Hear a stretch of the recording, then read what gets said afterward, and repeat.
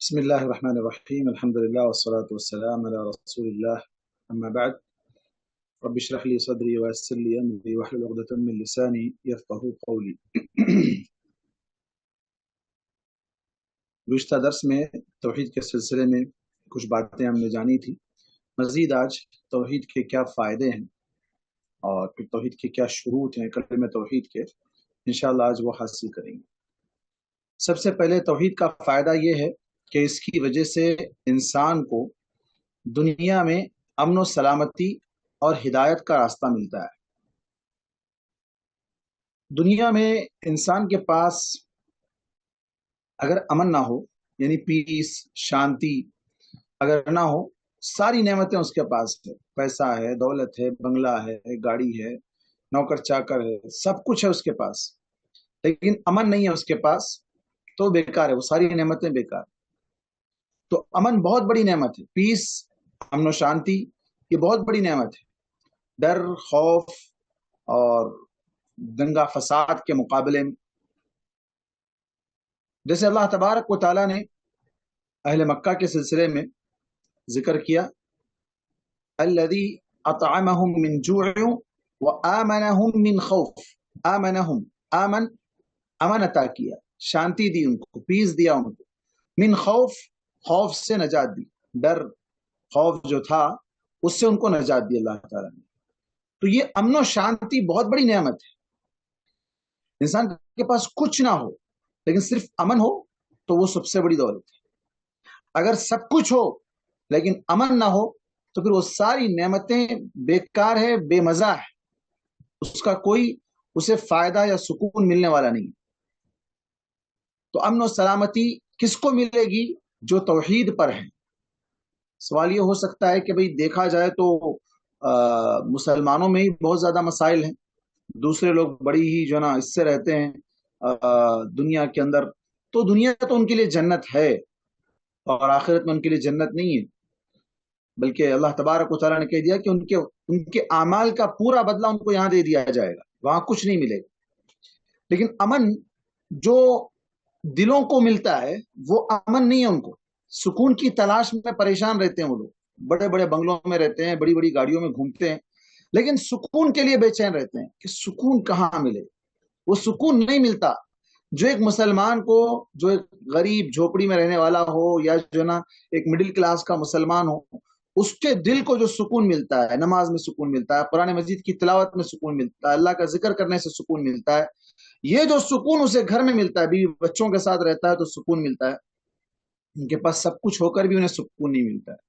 تو سکون بہت بڑی دولت ہے. اور دوسری چیز یہاں پر ذکر کی گئی ہدایت، صحیح راستہ، صراط مستقیم پر چلنے کی ہدایت اور توفیق ملنا، یہ بھی اللہ کی بہت بڑی نعمت ہے. انسان ہے مسلمان، یا ہے کہ اس کے پاس سب کچھ ہے لیکن ہدایت پر نہیں ہے، وہ راستے سے بھٹکا ہوا ہے، راستے سے مس گائیڈ ہو گیا ہے. تو ایسا آدمی، اس کے پاس چاہے کچھ بھی ہو لیکن وہ غلط راستے پر جا رہا ہے، رانگ روٹ پر جا رہا ہے، تو ہمیشہ اس کے لیے ایک خوف، ایک ڈر لگا ہوا ہی رہتا ہے. جیسے مثال کے طور پر اگر کوئی شخص رانگ سائڈ گاڑی چلاتا ہے تو اس کو ہمیشہ ڈر لگا رہتا ہے کوئی سامنے سے آئے گا مار دے. تو وہ ڈر اور خوف یہ غلط راستے پر جانے والوں کے لیے بھی ہے کہ وہ جس راستے پر جا رہے ہیں وہ راستہ انہیں سیدھے منزل تک نہیں پہنچائے گا، کہیں نہ کہیں انہیں ٹھوکر لگنے والی ہے. تو ہدایت، اب اس کی دلیل کیا ہے؟ اللہ تبارک و تعالیٰ نے قرآن مجید میں فرمایا، الذین آمنوا ولم يلبسوا ایمانهم بظلم اولئک لهم الامن وهم مہتدون. جو لوگ ایمان لائے اور اپنے ایمان کے ساتھ ظلم کو نہیں ملایا، الذین آمنوا پہلے ایمان لائے، ولم يلبسوا ایمانهم اپنے ایمان کے ساتھ انہوں نے نہیں ملایا، مرج نہیں کر دیا بظلم، کسی بھی قسم کے ظلم کو. تو یہاں صحابہ اکرام کو بڑا تعجب ہوا.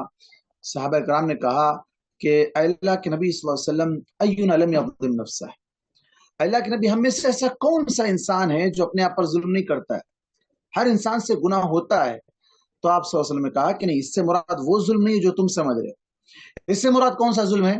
تو کہا کہ اس سے مراد وہ ظلم ہے جسے اللہ تبارک و تعالیٰ نے سورہ لقمان میں ذکر کیا، ان الشرک لظلم عظیم، یقیناً شرک بہت بڑا ظلم ہے، ظلم عظیم قرار دیا اس کو. تو یہ ظلم یعنی ایمان اور شرک دونوں اگر جمع ہو جائیں تو وہ ایمان نہیں ہے، وہ شرک کی ملاوٹ کی وجہ سے ایمان ختم ہو گیا. اور اگر ایمان کے ساتھ شرک کی ملاوٹ نہ ہو تو پھر ایسے لوگوں کے لیے دو فائدے.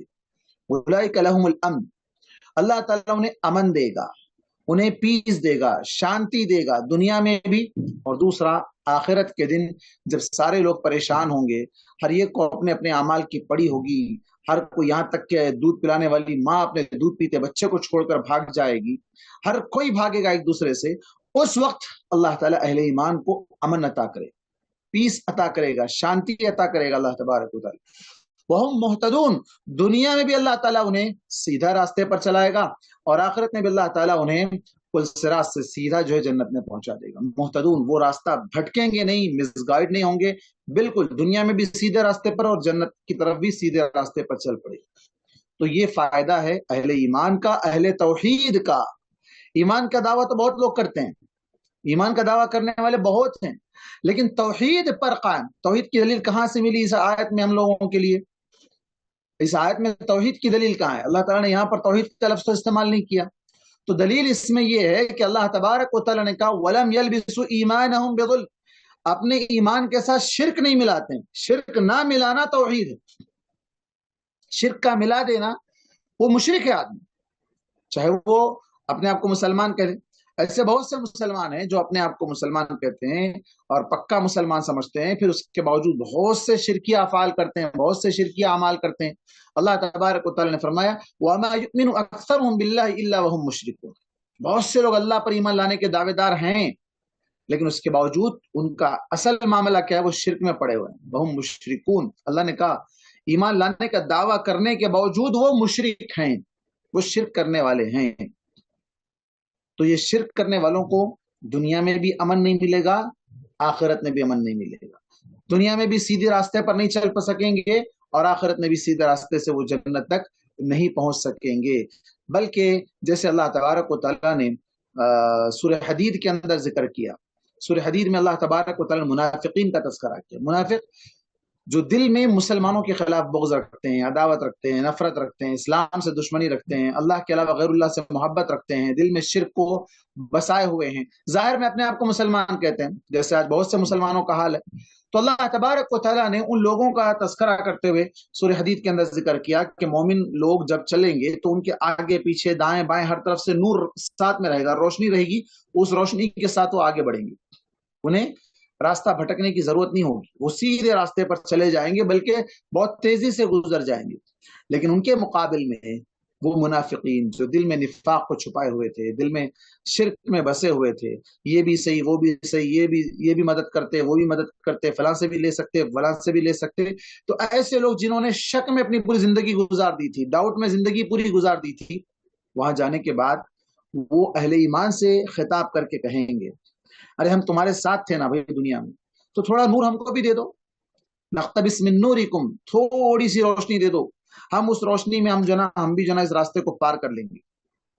اللہ تبارک و تعالیٰ ان کے ذریعے سے کہلوائے گا ارجعوا وراءکم، نہیں ادھر نہیں ہے روشنی، واپس جاؤ، الٹا واپس جاؤ، فالتمسوا نورا، وہاں جا کے ڈھونڈ لو، تم جن جن لوگوں سے مدد لیتے تھے، جن جن لوگوں سے تم کو توقع تھی کہ وہ تمہاری مدد کریں گے، وہ تمہاری ہیلپ کریں گے، وہ تمہیں جو ہے نا تمہاری نیا پار کر دیں گے، تمہیں جو ہے نا جنت میں پہنچا دیں گے، جاؤ ان کے پاس جاؤ.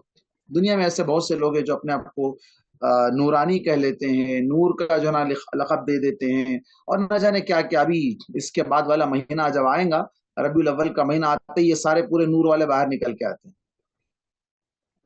نور کے نام سے. تو وہاں نور کے لیے ترسیں گے لوگ، تڑپیں گے لوگ، لیکن ان کو روشنی نہیں ملے گی. ان سے کہا جائے گا کہ واپس جاؤ، جیسے واپس پلٹیں گے بیچ میں دیوار ڈال دی جائے گی.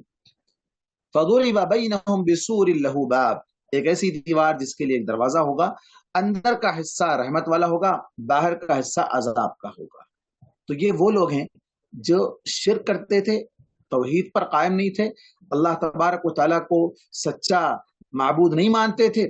تو ایسے لوگوں کے ساتھ کیا ہوگا؟ نہ دنیا میں امن، نہ آخرت میں امن، نہ دنیا میں ہدایت، نہ آخرت میں ہدایت. اس کے بعد دوسرا فائدہ کیا ہوگا؟ توحید کا دوسرا فائدہ، قبر میں منکر نکیر کے سوالات میں ثبات قدمی حاصل ہوتی ہے. قبر میں جیسے ہی انسان کو رکھا جائے گا، مرنے کے بعد دفنا دیا جائے گا، اس کو اٹھا کر سوال کیے جائیں گے۔ یہ سوالات ضرور ہوں گے، ہر کسی سے ہوں گے، سوالات پوچھے جائیں گے۔ سوالات میں عموماً 3 سوالات تو مشہور ہیں: من ربو کا، ما دینو کا، من نبیو کا، تیرا رب کون ہے، تیرا دین کون سا تھا، تیرے نبی کون تھے۔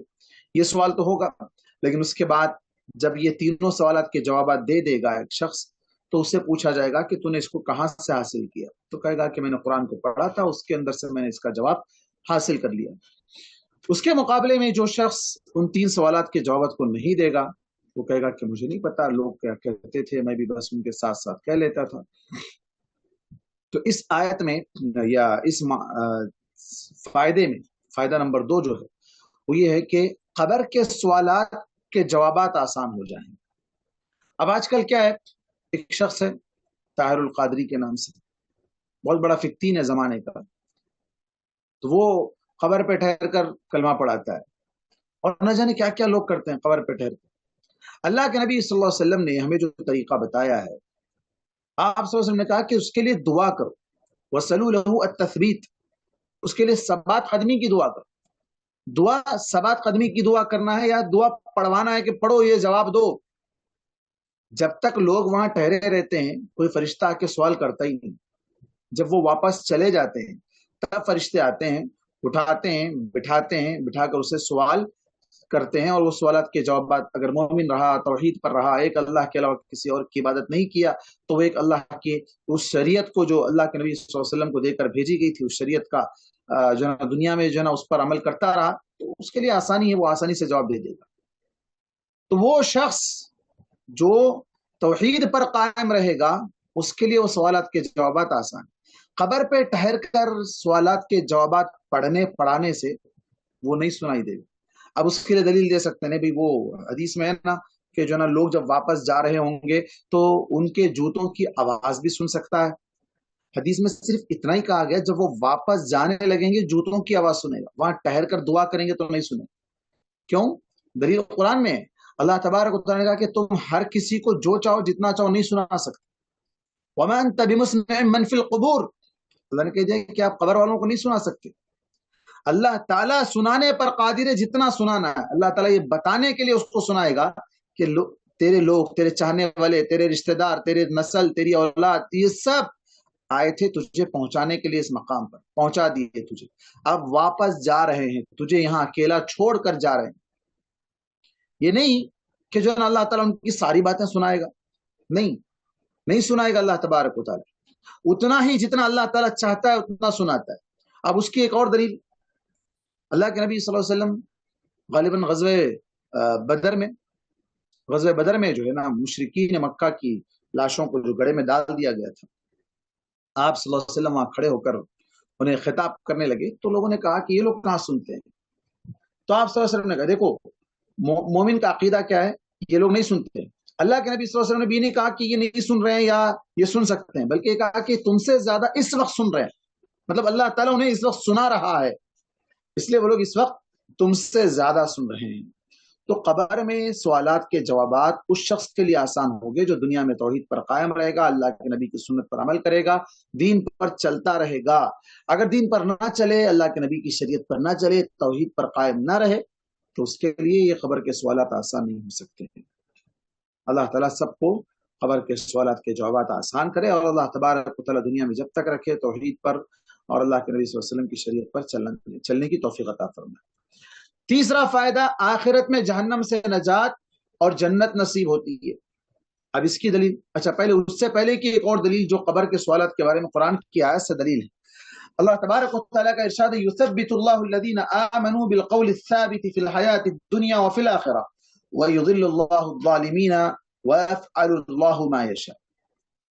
اللہ تعالیٰ ایمان والوں کو ثبات قدمی عطا کرتا ہے، دنیاوی زندگی میں بھی اور آخرت کی زندگی میں بھی۔ ہاں، ظالموں کو اللہ تعالیٰ راستے سے بھٹکا دیتا ہے، مس گائیڈ کرا دیتا ہے، اور اللہ تعالیٰ جو چاہے کرتا ہے، اسے کوئی روک نہیں سکتا، اسے کوئی ٹوک نہیں سکتا۔ اللہ تبارک و تعالیٰ انسان کے اعمال کے مطابق اس سے جیسے چاہے اس کے ساتھ معاملہ کر سکتا ہے۔ اب تیسری دلیل جو تیسرا فائدہ جو کہا گیا کہ آخرت میں اللہ تبارک و تعالیٰ جہنم سے نجات دے گا اور جنت میں اللہ تعالیٰ اسے داخلہ دے گا. تو قبر چونکہ آخرت کے منازل میں سب سے پہلی منزل ہے. خبر کیا ہے؟ سب سے پہلی منزل ہے. اللہ کے نبی صلی اللہ علیہ وسلم فرمایا کہ من نجا منہ، جو اس خبر سے نجات پا جائے گا، یہاں سے جو نا وہ پاس ہو جائے گا، اس ایگزام میں اگر پاس ہو گیا، اس سوالات کے جوابات کو دے کر وہ نکل گیا یہاں سے، تو اس کے بعد ساری منزلیں اس کے لیے آسان، اس کے بعد کے سارے مراحل اس کے لیے آسان. تو اللہ تبارک و تعالیٰ نے ان لوگوں کے بارے میں جو توحید پر قائم رہتے ہیں، اللہ تبارک و تعالیٰ نے ان پر جہنم کو حرام کر دیا ہے، اور جو توحید کے علاوہ شرک پر رہتے ہیں ان پر جنت کو حرام کر دیا. اللہ نے فرمایا وَمَن يُشْرِكْ بِاللَّهِ فَقَدْ حَرَّمَ اللَّهُ عَلَيْهِ الْجَنَّةَ، جو اللہ کے ساتھ شرک کرے اللہ تبارک و تعالیٰ نے اس پر جنت کو حرام کر دیا، وہ جنت میں نہیں جا سکتا ہے. وَمَأْوَاهُ النَّارُ، اس کا ٹھکانہ جہنم ہے.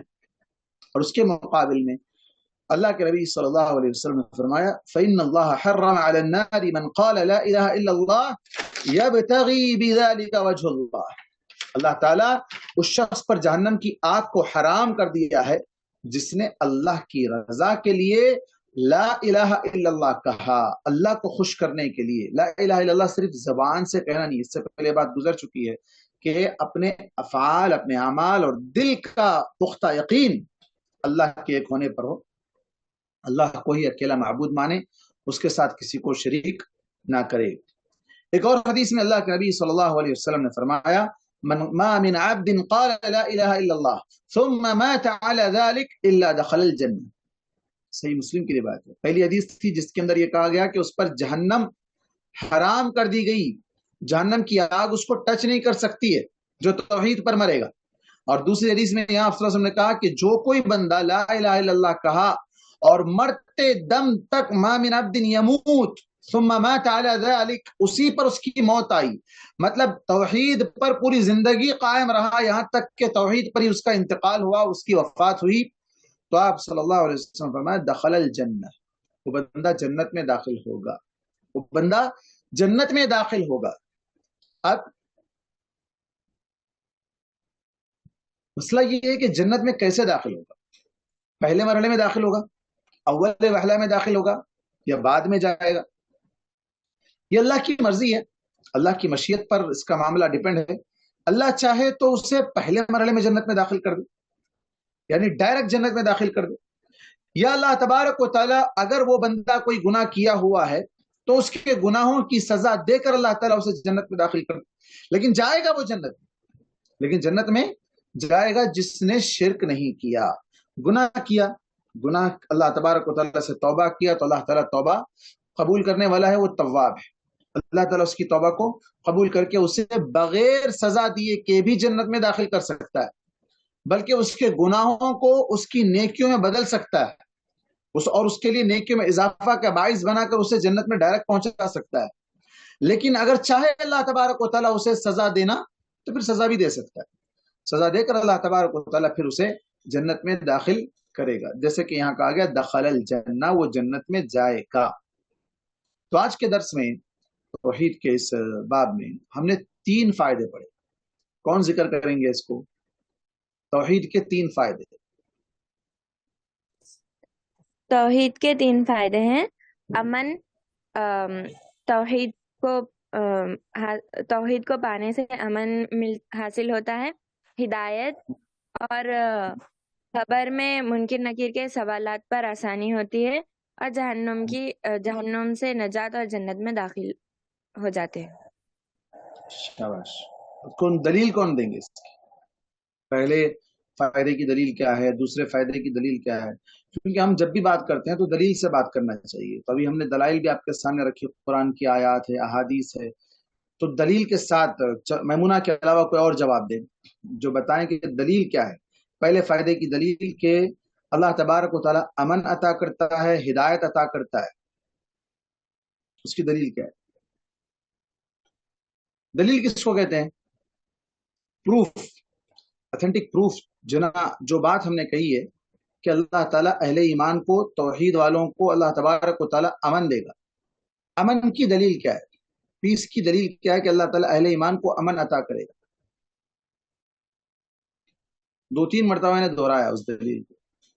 یہ ہماری کلاس ہے، یہ لیکچر نہیں ہے کہ میں صرف لیکچر دے دوں آپ سنتے رہیں یا نہ سنیں، سنی انسنی کر دیں، ایسا نہ ہو، بلکہ آپ بھی ساتھ دیں تو بہتر رہے گا. سوالات جوابات آپس میں چلتے رہیں تو اس میں کیا ہوگا، علم پختہ ہوگا، مضبوط ہوگا، دماغوں میں بیٹھ جائے.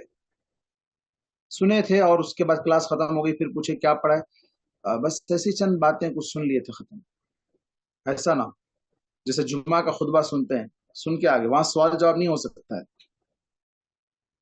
یا کوئی بڑا پروگرام چل رہا ہے، کوئی کانفرنس چل رہی ہے، تو وہاں جو ہے نا یہ چیزیں نہیں ہو سکتی. یہ ہماری کلاس ہے، تو اس کے اندر جو ہے نا سوالات جوابات، اور کچھ سمجھ میں نہیں آیا تو پوچھنا، پھر اس کے بارے میں وضاحت کرنا، یہ ساری چیزیں کلاس میں ہو سکتی ہیں. تینوں باتوں کے، تینوں فائدوں کے دلیل میں نے بتائی. کوئی ایک دلیل دیتے چلے. نماز.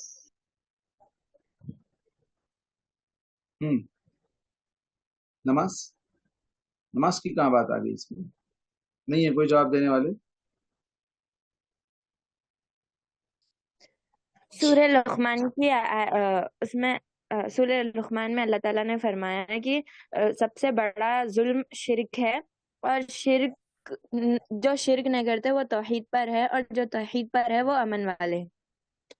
شاباش، مفہوم آپ نے بیان کر دیا، جواب صحیح ہے، لیکن میں نے وہاں پر کہا تھا کہ اس آیت میں توحید کا لفظ نہیں آیا. الذین آمنوا ولم یلبسوا ایمانہم بظلم، ولم یلبسوا ایمانہم بظلم، کہ وہ لوگ اپنے ایمان کے ساتھ ظلم کو نہیں ملاتے. ظلم شرک، دوسری آیت سے اس کی تفسیر ہوتی ہے، اس سے مراد ہے شرک. تو شرک، ایمان اور شرک نہیں ملتا ہے، اس لیے وہ توحید پر ہے. اور ان لوگوں کے لیے اولئک لہم الامن وہم مہتدون، ان لوگوں کے لیے امن ہے اور اللہ تبارک و تعالیٰ انہیں ہدایت یافتہ صحیح راستے پر چلنے والے قرار دیا. خبر کے سوالات میں جوابات کی آسانی کے لیے 2 دلیلیں میں نے دی، ایک قرآن کی آیت سے اور ایک حدیث سے. کیا ہے؟ السلام علیکم ورحمۃ اللہ وبرکاتہ. وعلیکم السلام ورحمۃ اللہ. شیخ، سورہ آل عمران کی ایک آیت ہے، فمن زحزح عن النار وادخل الجنۃ فقد فاز وما الحیاۃ الدنیا الا متاع الغرور، جس کو جہنم سے نکال کے جنت میں داخل کر دیا گیا وہی کامیاب. تو یہ خبر کے عذاب، خبر میں بھی جو ہے جس کو جنت مل گئی تو وہ بھی تو ایک طریقے سے کامیابی ہوئی. یہ آپ تیسرے فائدے کی دلیل بتا رہے ہیں، اگرچہ کہ یہ دلیل وہاں میں نے نہیں بتایا تھا، لیکن دلیل سیٹ ہو سکتی ہے تیسرے فائدے کی، کہ اللہ تعالیٰ اسے جہنم سے بچا کر جنت میں داخلہ دے دے گا. یہ تیسرے فائدے کی دلیل ہے کہ اللہ تعالیٰ توحید والوں کو جہنم سے بچا لے گا اور جنت میں داخلہ دے دے گا، اور یہی بڑی کامیابی ہے. اور اب جہنم سے بچنے کے لیے وہ دلیل جو حدیث کی شکل میں آپ کے سامنے آئی کہ قبر آخرت کی سب سے پہلی منزل ہے، جو وہاں سے بچا لیا جائے اس کے بعد کے آخرت کے تمام مراحل جو ہے اس کے لیے آسان ہے، اور تمام منازل سے وہ آسانی سے بچ کر نکل سکتا ہے. جی، قبر کے سوالات کے جوابات کی آسانی کے لیے کون سا طریقہ اللہ کے نبی نے بتایا ہے، اور قرآن میں اللہ تعالیٰ نے ان لوگوں کو کس طریقے سے جوابات میں آسانی فراہم کرنے کی بشارت دی. یثبت اللہ الذین آمنوا بالقول الثابت، ایسا قول جو ثبات قدمی عطا کر رہا ہے، ایسا جواب جو ایگزیکٹ صحیح جواب ہے، صحیح آنسر ہے.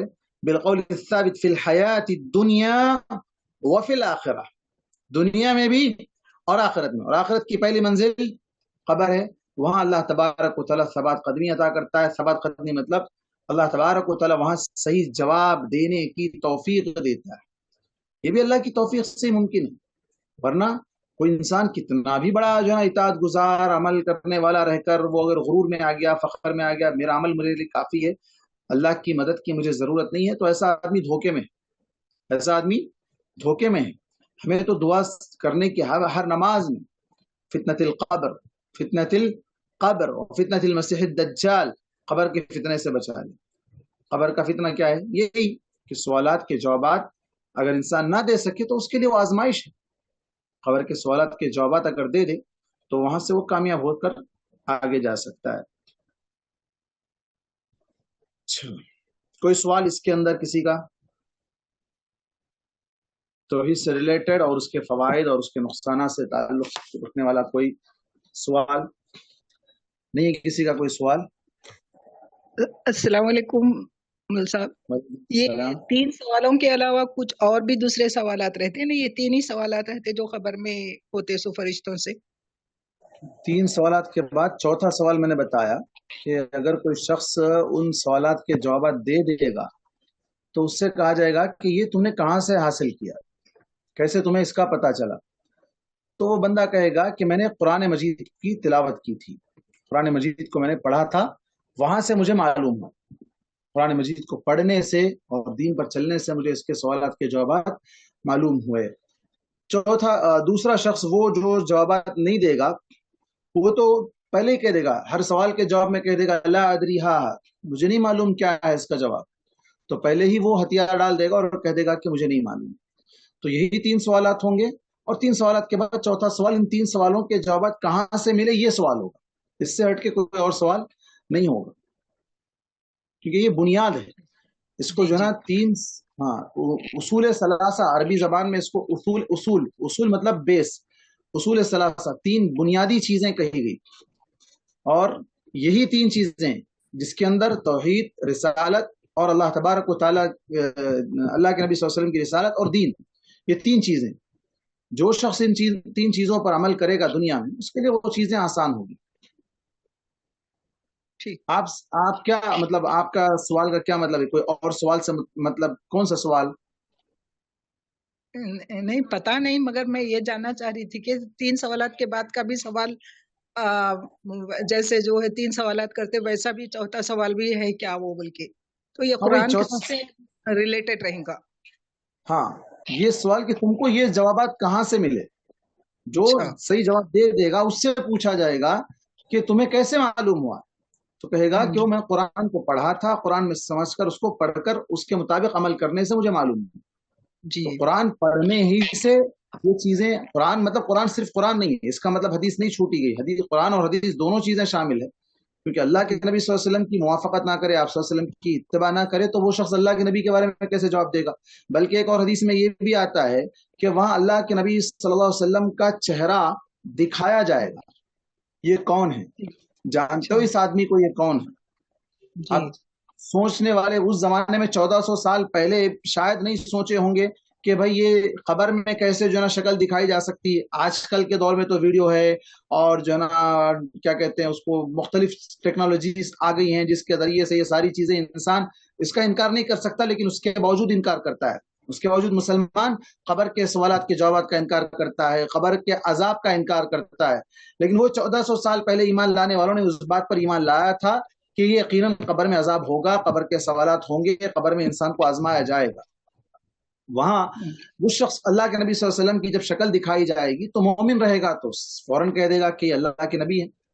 لیکن جو کافر منافق رہے گا وہ شخص کہے گا نہیں معلوم، مجھے نہیں، ان لوگ کہتے تھے کچھ، مجھے بس میں بھی وہی کہتا تھا. تو یہاں سوال یہ پیدا ہو سکتا ہے کہ بھئی اللہ کے نبی کو تو بعد میں آنے والوں نے دیکھا ہی نہیں، کیسے پہچانیں گے؟ اللہ کے نبی کی شکل دیکھ کر کیسے پہچان لیں گے کہ یہ اللہ کے نبی ہیں؟ تو جو اللہ کے نبی سے محبت کرے گا وہ اللہ کے نبی کی اطاعت کرے گا.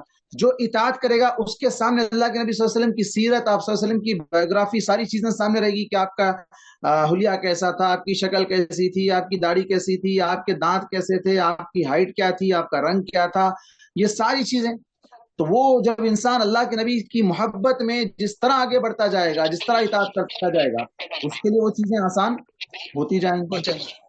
جیسے آپ صلی اللہ علیہ وسلم نے کہا کہ من رآنی فی المنام فقد رآنی فإن الشیطان لا يتمثل بی، کہ جس نے مجھے خواب میں دیکھا اس نے مجھے ہی دیکھا ہے، کیونکہ شیطان میری تصویر اختیار نہیں کر سکتا ہے، میری شکل اپنا نہیں سکتا ہے.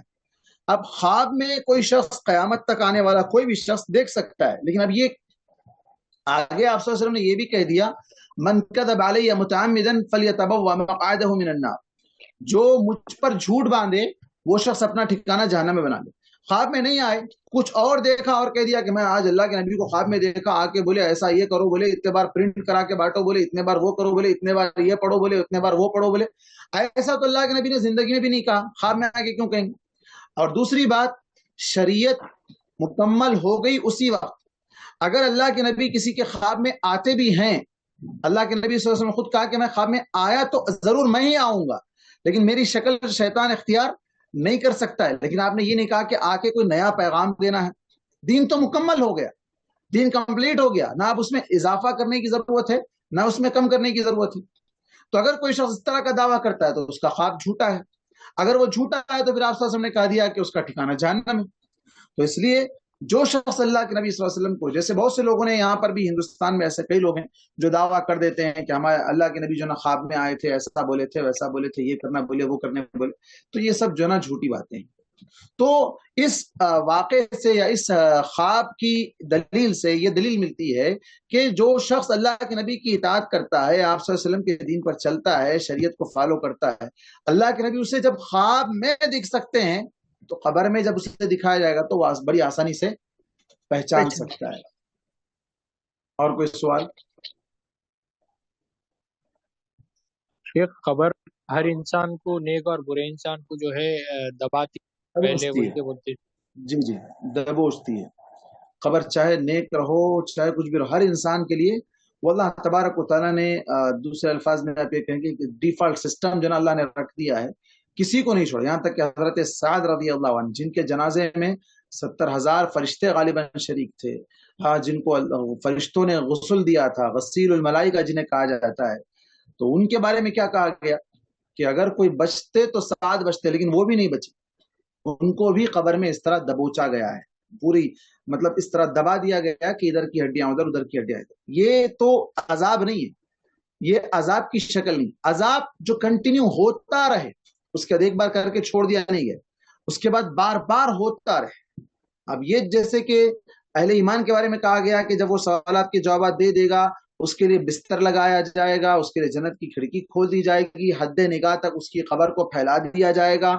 اب یہ قبر کے عذاب کا انکار کرنے والے کہتے ہیں یہ سب کیسے ہو سکتا ہے بھائی، یہ سب کیسے ہو سکتا ہے. میں نے اس سے پہلے اس کی مثال اور دلیل دی ہے. خواب میں جناب بازو سونے والا شخص خواب میں دیکھ رہا ہے کہ وہ باغات میں گھوم رہا ہے، پھر رہا ہے، ٹہل رہا ہے، کھا رہا ہے، پی رہا ہے، مزے کر رہا ہے. بازو والے کو کچھ پتا نہیں، وہ تو مٹی کے اندر کا معاملہ ہے. مٹی کے اوپر بیٹھ کر کوئی شخص خواب میں دیکھ رہا ہے تو اس کا جو اندازہ نہیں کر سکتے، تو مٹی کے اندر والے کا جو کیسے اندازہ لگایا جا سکتا ہے.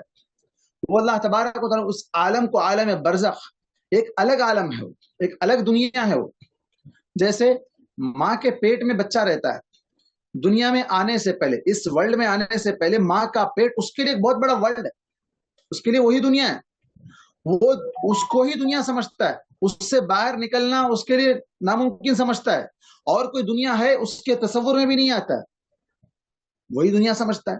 لیکن جب اس دنیا میں آتا ہے تو اس کے لیے بڑی دنیا ہے. یہاں سے نکل کر جب وہ عالم برزخ ایسا عالم جس کا موت، مرنے کے بعد قیامت تک کے لیے وہ ایک پردہ ہے بیچ میں جو نا، اب اس کی کیا شکل ہے، کیا صورت ہے، یہ اللہ بہتر جانتا ہے. اب عالم برزخ صرف دفنانے والے کے لیے نہیں ہے، جس کو دفن کیا گیا وہی عالم برزخ میں جائے گا. کوئی جل گیا، جل کے مر گیا، ڈوب کے مر گیا، ہاں، کوئی جو نا پیسا گیا، چٹنی بن گیا، ایکسیڈنٹ ہو کے کچھ بھی ہو گیا، وہ اس کی موت کے بعد وہ دوسری دنیا میں چلا گیا. وہ ہے عالم برزخ، وہ ہے عالم برزخ. اب وہاں اس کو بٹھایا جانا، اٹھایا جانا، یہ سب چیزیں ممکن ہیں. یہاں سوچ سکتے ہیں سوچنے والے، بھائی قبر میں مٹی اتنی منوں کی مٹی ڈال دی گئی، اس کو اٹھا کر کیسے بٹھائیں گے، قبر میں کیسے بٹھایا جائے گا؟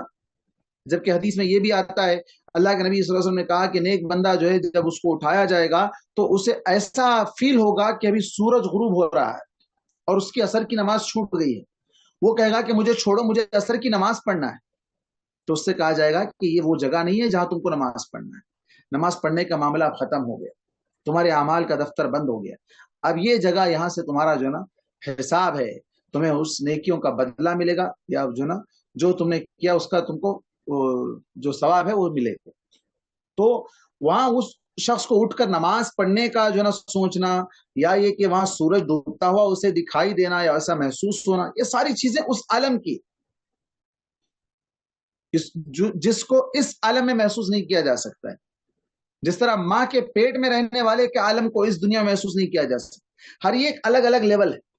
یہ لیول کو وہ لیول میں، وہ لیول کو یہ لیول پر ٹیلی نہیں کیا جا سکتا ہے، قیاس نہیں کیا جا سکتا ہے. جی اس کے بعد ہمارے پاس دوسرا سبجیکٹ ہے شرح احادیث کا. اس میں بات چل رہی تھی منکر اور نکیر کی، امر بالمعروف اور نہی عن المنکر کی. آج حدیث ہے، حدیث نمبر 6، عن ام المؤمنین ام الحکیم زینب بنت جہش رضی اللہ عنہا ان نبی صلی اللہ علیہ وسلم دخل علیہا فزعا یقول لا الہ الا اللہ ويل للعرب من شر قد اقترب فتح اليوم من ردب يأجوج ومأجوج مثل هذه وحلق بأصبعيه الإبهام والتي تليها فقلت يا رسول الله أنهلك وفينا الصالحون قال نعم إذا كثر الخبث متفق عليه. ام المؤمنین ام حکیم زینب بنت جہش رضی اللہ عنہا سے روایت ہے، ایک دن اللہ کے نبی صلی اللہ علیہ وسلم بڑی گھبراہٹ کے عالم میں، پریشانی کے عالم میں گھر میں داخل ہوئے اور آتے ہوئے آپ صلی اللہ علیہ وسلم یہ کہہ رہے تھے لا الہ الا اللہ، اللہ کے سوا کوئی معبود نہیں، عربوں کے لیے تباہی ہے اس شر سے جو بڑا قریب آ چکا ہے، جو بہت قریب آ چکا ہے. فتح اليوم، آج یاجوج ماجوج کی دیوار سے اتنا حصہ کھول دیا گیا. آپ نے انگوٹھے کو اور اس کے بعد والی اس انگلی کو، شہادت کی انگلی کو، دونوں کو اس طرح کر کے بتایا، وحلق بأصبعیہ، ایک راؤنڈ اس طرح جنا سرکل بنا کر بتایا کہ اتنا حصہ اس دیوار کا اوپن کر دیا گیا ہے، کھول دیا گیا ہے. یاجوج ماجوج یہ اللہ کی مخلوق ہے، اللہ تبارک و تعالیٰ نے آزمائش کے لیے پیدا کیا ہے. قیامت سے پہلے ان کا آنا قیامت کی ایک بہت بڑی نشانی ہے، قیامت کی ایک بہت بڑی نشانی ہے. وہ ضرور آئیں گے، وہ آئیں گے، پورا پانی پی جائیں گے، جہاں جہاں بھی پانی رہے گا سارا پانی ختم کر دیں گے. ہاں مختلف آزمائشیں ان کے ذریعے سے جناب مومنوں کو آئیں گی. تو یہ یاجوج ماجوج کے بارے میں آپ صلی اللہ علیہ وسلم نے کہا کہ ان کے لیے اتنا حصہ دیوار کا ابھی کھول دیا گیا، انہیں گویا کہ ابھی ہیں، وہ پریزنٹ موجود ہیں اور انہیں اللہ تبارک و تعالیٰ نے قید کر کے رکھا ہے. وہ کہاں قید کیا ہے، کس جگہ پر رکھا گیا، یہ اللہ کے علاوہ کوئی نہیں جانتا.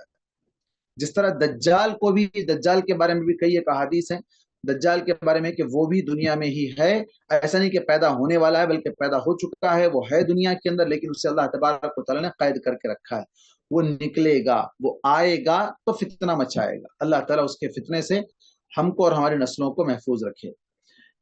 آپ صلی اللہ علیہ وسلم نے جب یہ کہا تو ام المؤمنین ام حکیم بنت زینب بنت جہش نے کہا اللہ کے نبی انہلک وفینا الصالحون، اللہ کے نبی کیا ہم لوگ ہلاک ہو جائیں گے حالانکہ ہمارے درمیان نیک لوگ بھی تو ہوں گے، نیک لوگ رہنے کے باوجود بھی کیا ہم لوگ ہلاک ہو جائیں گے. یہاں بات چلی تھی عرب کے لوگوں کی کہ عرب کے لوگوں کے لیے تباہی ہے، عرب کے لوگوں کے لیے خاص طور پر ذکر کیا گیا کہ ان کے لیے تباہی ہے، ان میں فساد پھیل جائے گا، ان میں برائیاں عام ہو جائیں گی. تو اللہ تبارک و تعالیٰ کا یہ اصول ہے یا اللہ تعالیٰ کا یہ قانون ہے کہ اللہ تعالیٰ جس قوم کو ہلاک کرنا چاہتا ہے انہیں اللہ تبارک و تعالیٰ ڈھیل دیتا ہے، مہلت دیتا ہے، اور جب وہ مہلت آگے بڑھ جائے تو پھر اللہ تبارک و تعالیٰ نے پکڑ لیتا ہے. اللہ محفوظ رکھے. من شر قد اقترب، جب ایک بہت بڑا شر اب قریب آ چکا ہے اور عرب کے لوگ ہلاک ہونے والے ہیں، تب ام المؤمنین نے کہا اللہ کے نبی کیا ہمارے درمیان نیک لوگ نہیں ہوں گے، نیک لوگ رہنے کے باوجود بھی ہم لوگ ہلاک ہو جائیں گے؟ قال نعم، کہا ہاں ہلاک ہوں گے، نیک لوگ ہونے کے باوجود بھی ہلاک ہوں گے. کیوں؟ کہا اذا کثر الخبث، جب برائی اور فسق و فجور عام ہو جائے گا، برائی پھیل جائے گی، مطلب برائی سے روکنے والا کوئی نہیں ہو، برائی سے روکنے والا جب کوئی نہیں ہوگا تب کیا ہوگا، نیک لوگ بھی پیچھے جائیں گے. جیسے اس سے پہلے آیت ہم نے اس سے پہلے کے درس میں پڑھی وَاتَّقُوا فِتْنَةً لَا تُصِيبَنَّ الَّذِينَ ظَلَمُوا مِنْكُمْ خَاصَّةً، اس فتنے سے، اس عذاب سے اپنے آپ کو بچاؤ جو صرف ظالموں کو نہیں لگے گا، صرف ظالم یعنی گنہگاروں کو ہی نہیں آئے گا، دوسرے لوگ بھی اس عذاب میں پیسے جائیں گے. تو یہاں اذا کثر الخبث کہہ کر یا خبث کہہ کر واضح کر دیا گیا کہ جب گندگی پھیل جائے گی، برائی عام ہو جائے گی، تب نیک لوگ کیا برے لوگ کیا سب برابر ہو گئے، کیونکہ انہوں نے برائی سے روکا نہیں. اگر وہ برائی سے روکے ہوتے تو برائی اتنی عام نہیں ہوتی، برائی ختم ہو جاتی، مٹ جاتی یا کم ہو جاتی کم از کم، لیکن نہیں ہوا، برائی بڑھ رہی ہے، بڑھتی جا رہی ہے. تب اس کا مطلب یہ ہوا کہ وہ لوگ ہلاکت کے قریب آ گئے، ہلاکت کے قریب آ گئے. جیسا کہ اللہ تبارک و تعالیٰ نے قرآن مجید میں سورہ بنی اسرائیل میں کہا وَإِذَا أَرَدْنَا أَن نُهْلِكَ قَرْيَةً أَمَرْنَا مُتْرَ فِيهَا فَفَسَقُوا فِيهَا. اللہ تبارک و تعالیٰ جب کسی قوم کو ہلاک کرنا چاہتا ہے تو اس کے مالداروں کو حکم دیتا ہے. حکم کس بات کا؟ نیکی کا حکم دیتا ہے. لیکن وہ انکار کرتے ہیں. فَفَسَقُوا فِيهَا، وہ برائی کرنے لگتے ہیں. مالدار خوشحال لوگ جن اللہ نے نعمتوں میں رکھا ہے، وہ لوگ کیا کرتے ہیں؟ ان نعمتوں کا غلط استعمال کرتے ہوئے ان نعمتوں کو برائیوں میں لگا دیتے ہیں، اللہ کی نافرمانی کرنے لگتے ہیں. فَفَسَقُوا فِيهَا. تو اللہ تبارک و تعالیٰ کہتا ہے کہ ہم انہیں پکڑ لیں گے اور انہیں تہس نہس کر کے رکھیں گے. تو برائی کا حکم، برائی کو پھیلنے سے روکنا یہ نیک لوگوں کا کام ہے. لیکن نیک لوگ اگر اس کام کو انجام نہ دیں تو اس کی نحوست یعنی برائی کی نحوست اس قدر عام ہو جائے گی کہ اس کے اندر اچھے برے سب لپٹے جائیں گے. اس کے بعد 7ویں حدیث ہے نبی سعید الخدری رضی اللہ عنہ عن نبی صلی اللہ علیہ وسلم قال إياكم والجلوس في الطرقات فقالوا يا رسول الله ما لنا من مجالسنا بد نتحدث فيها فقال رسول الله صلى الله عليه وسلم فإذا أبيتم إلا المجلس فأعطوا الطريق حقه. قالوا وما حق الطريق يا رسول الله؟ قال غض البصر وكف الأذى ورد السلام والأمر بالمعروف والنهي عن المنكر.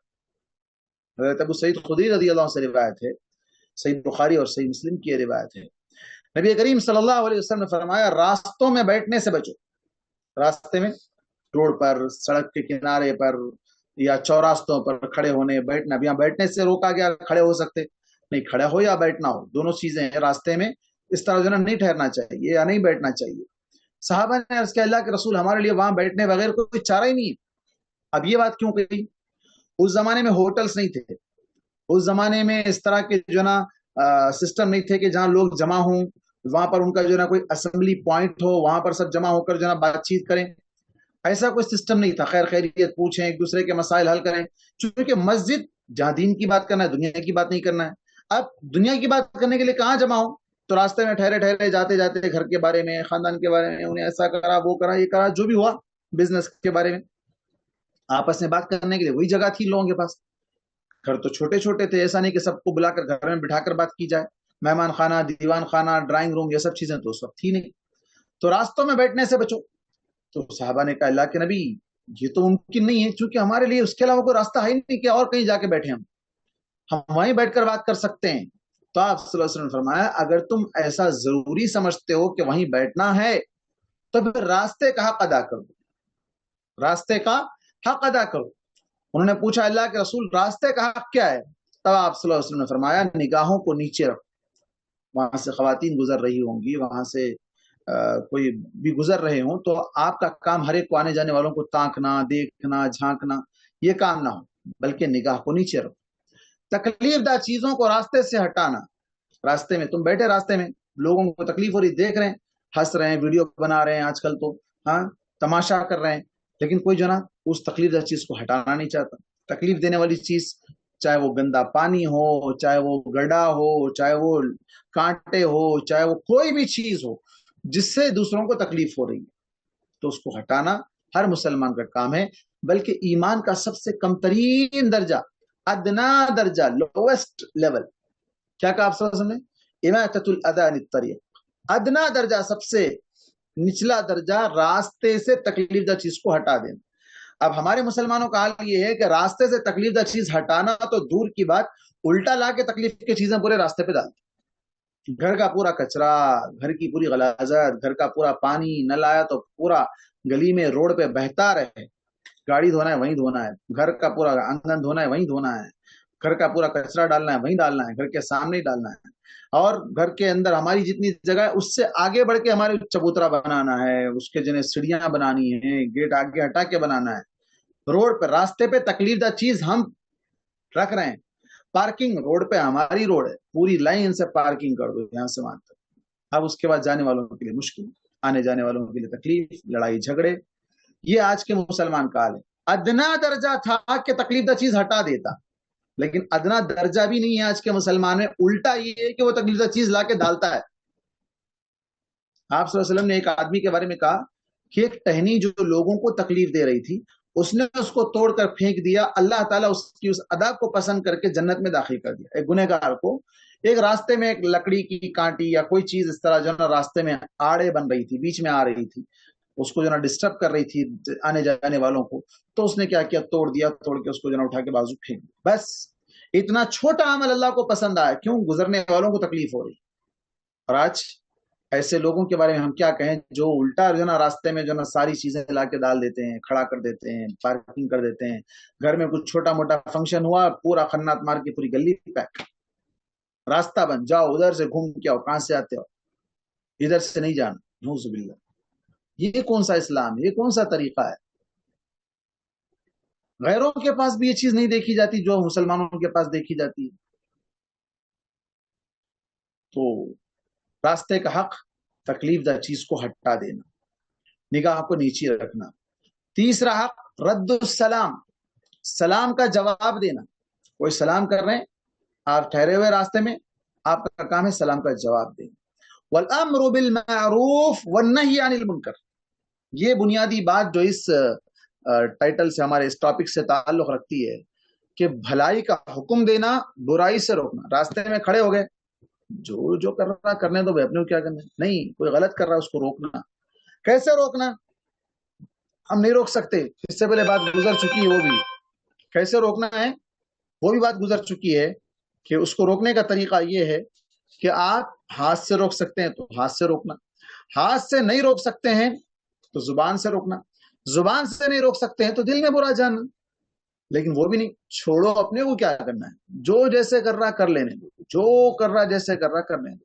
یہ جو ہے نا ایمان نہیں ہے، یہ کہ راستے کا حق ادا نہیں کر رہے ہیں، برائی سے نہیں روک رہے ہیں، بھلائی کی طرف لوگوں کو دعوت نہیں دے رہے ہیں، نماز کو جا رہے ہیں، اب ہم بلائے تو جاؤ بھائی تم جاؤ نماز پڑھ لو، بولتا ہو اپنے جان تو اس سے اچھا اپن چلے جائیں گے۔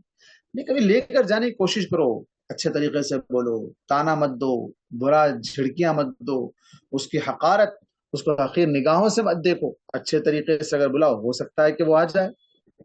تو اس طرح کوئی بھی نیکی کی طرف حکم دینا یا برائی سے روکنا، یہ مسلمانوں کا اور بالخصوص راستے میں ٹھہرے ہوئے لوگوں کا یہ فرض ہے، یہ ذمہ داری ہے، راستے کا حق انہیں ادا کرنا ہے۔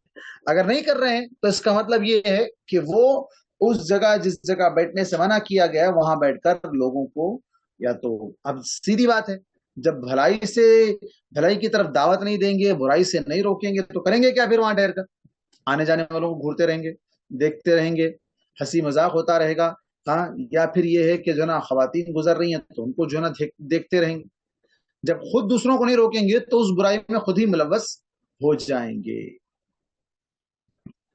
اس کے بعد 8ویں حدیث ہے، عن ابن عباس رضی اللہ عنہما ان رسول اللہ صلی اللہ علیہ وسلم رأى خاتما من ذهب في يد رجل فنزعه فطرحه وقال يعمد احدكم الى جمرة من نار فيجعلها في يده فقيل للرجل بعدما ذهب رسول الله صلى الله عليه وسلم خذ خاتمك انتفع به قال لا والله لا اخذه ابدا وقد طرحه رسول الله صلی اللہ علیہ وسلم۔ حضرت ابن عباس رضی اللہ عنہما سے روایت ہے، رسول اللہ صلی اللہ علیہ وسلم ایک آدمی کے ہاتھ میں سونے کی انگوٹھی دیکھی، گولڈن رنگ دیکھی، تب آپ صلی اللہ علیہ وسلم نے اسے اتارا اور پھینک دیا اور فرمایا کیا تم میں سے کوئی ایک آدمی آگ کے انگارے کا ارادہ کرتا ہے جو اسے اپنے ہاتھ میں رکھ لیتا ہے؟ سونا مردوں پر حرام ہے، سونا کیا ہے؟ مردوں پر حرام ہے، چاہے وہ انگوٹھی کی شکل میں، رنگ کی شکل میں ہو، چاہے واچ کی شکل میں ہو، چاہے چین کی شکل میں ہو، کسی بھی شکل میں ہو، مردوں کے لیے سونا حرام ہے۔ تو آپ صلی اللہ علیہ وسلم نے اس کے ہاتھ سے نکال کر باہر پھینک دی۔ یہ ہاتھ سے روکنے کی طاقت تھی اللہ کے نبی کے پاس، برائی کو دیکھے تو ہاتھ سے روکنے کی طاقت تھی۔ اگر ہر آدمی کے پاس ایسی طاقت ہے تو وہ روکے، نہیں ہے طاقت، کوئی اگر ایسا کرنا گیا تو الٹا مار کھائے گا یا جو ہے نا پھر لڑائی جھگڑا بڑھ جائے گا، زبان سے روکے، بھائی یہ جو مردوں پر پہننا حرام ہے، آپ کیوں پہن رہے ہیں، اس کو خواتین کو دے دو یا بیچ کے اس کا کوئی دوسرا استعمال میں لا لو، یہ الگ بات ہے۔ فقیل للرجل، بعد میں اس آدمی سے کہا گیا جب اللہ کے نبی چلے گئے، ارے اٹھا لو انگوٹھی، اٹھا کے کیا کرو، اس کا فائدہ اٹھا لو، لے جاؤ گھر میں، گھر والوں کو دے دو یا اس کو بیچ کر کوئی دوسری چیز لے لو۔ قال لا واللہ، وہ دیکھیں اس آدمی کا ایمان کیسا ہے، اللہ کی قسم میں ہرگز نہیں لے سکتا جسے اللہ کے نبی نے پھینک دیا۔ مطلب جب اللہ کے نبی پھینک دیے وہ میرے لیے آگ کا انگارہ کہا آپ صلی اللہ علیہ وسلم نے، تو میرے لیے کیسے درست ہو سکتی ہے؟ نہیں ہو سکتی، اور انہوں نے اس کو چھوڑ دیا۔ معلوم یہ ہوا اس حدیث میں کہ سب سے پہلی چیز برائی سے روکنے کی طاقت اگر ہے تو ہاتھ سے روکنا چاہیے، ہاتھ سے اگر نہیں روک سکتے ہیں تو زبان سے روکنا چاہیے، زبان سے نہیں روک سکتے ہیں تو پھر دل میں برا جاننا چاہیے۔ اگر دل میں بھی برا جاننے کی صلاحیت ختم ہو جائے تو پھر اس کے اندر اس دل میں ایمان ہی نہیں ہے۔ اور ایک بات اس حدیث میں یہ معلوم ہوئی کہ اللہ کے نبی نے جس کام سے روک دیا اس پر آپ کی اطاعت اور ان کاموں سے بچنے کا جذبہ ایسا تھا صحابہ میں کہ ایک بار پھینکی ہوئی انگوٹھی پر اٹھا کر پہننا پسند نہیں کیا۔ دوسرے اگر ہوتے تو جاتے رہو، چلو اللہ کے نبی چلے گئے، اٹھا کے پہن لو یا اٹھا کے لے کے چلے جاؤ، یہ چیز ان کے اندر نہیں تھی۔ تو آج 3 حدیثیں پڑھے ہم لوگ، پہلی حدیث میں کیا پڑھے، دوسری حدیث میں کیا پڑھے اور تیسری حدیث میں کیا پڑھے؟ کون بتائیں گے؟ 3 حدیثیں پڑھے آج، کیا کیا پڑھے؟ خلاصہ بولیں، کون بول رہے ہیں؟ پہلی حدیث زینب بنت حج سے جہش روایت کرتی ہے کہ جہش تو عربوں کے لیے ہلاک ہونے آپ صلی اللہ علیہ وسلم آئے اور آ کر بولے کہ عربوں کے لیے ہلاکت ہے، یاجوج اور ماجوج کی دیوار میں سے تھوڑا حصہ کھول دیا بلکہ بولے تو ویری گڈ۔ پھر زینب بنت حجاج رضی اللہ عنہ پوچھنے لگیں کہ کیا ہم لوگ ہلاک ہو جائیں گے، مطلب نیک لوگ جو اب پریزنٹ نیک لوگ ہیں۔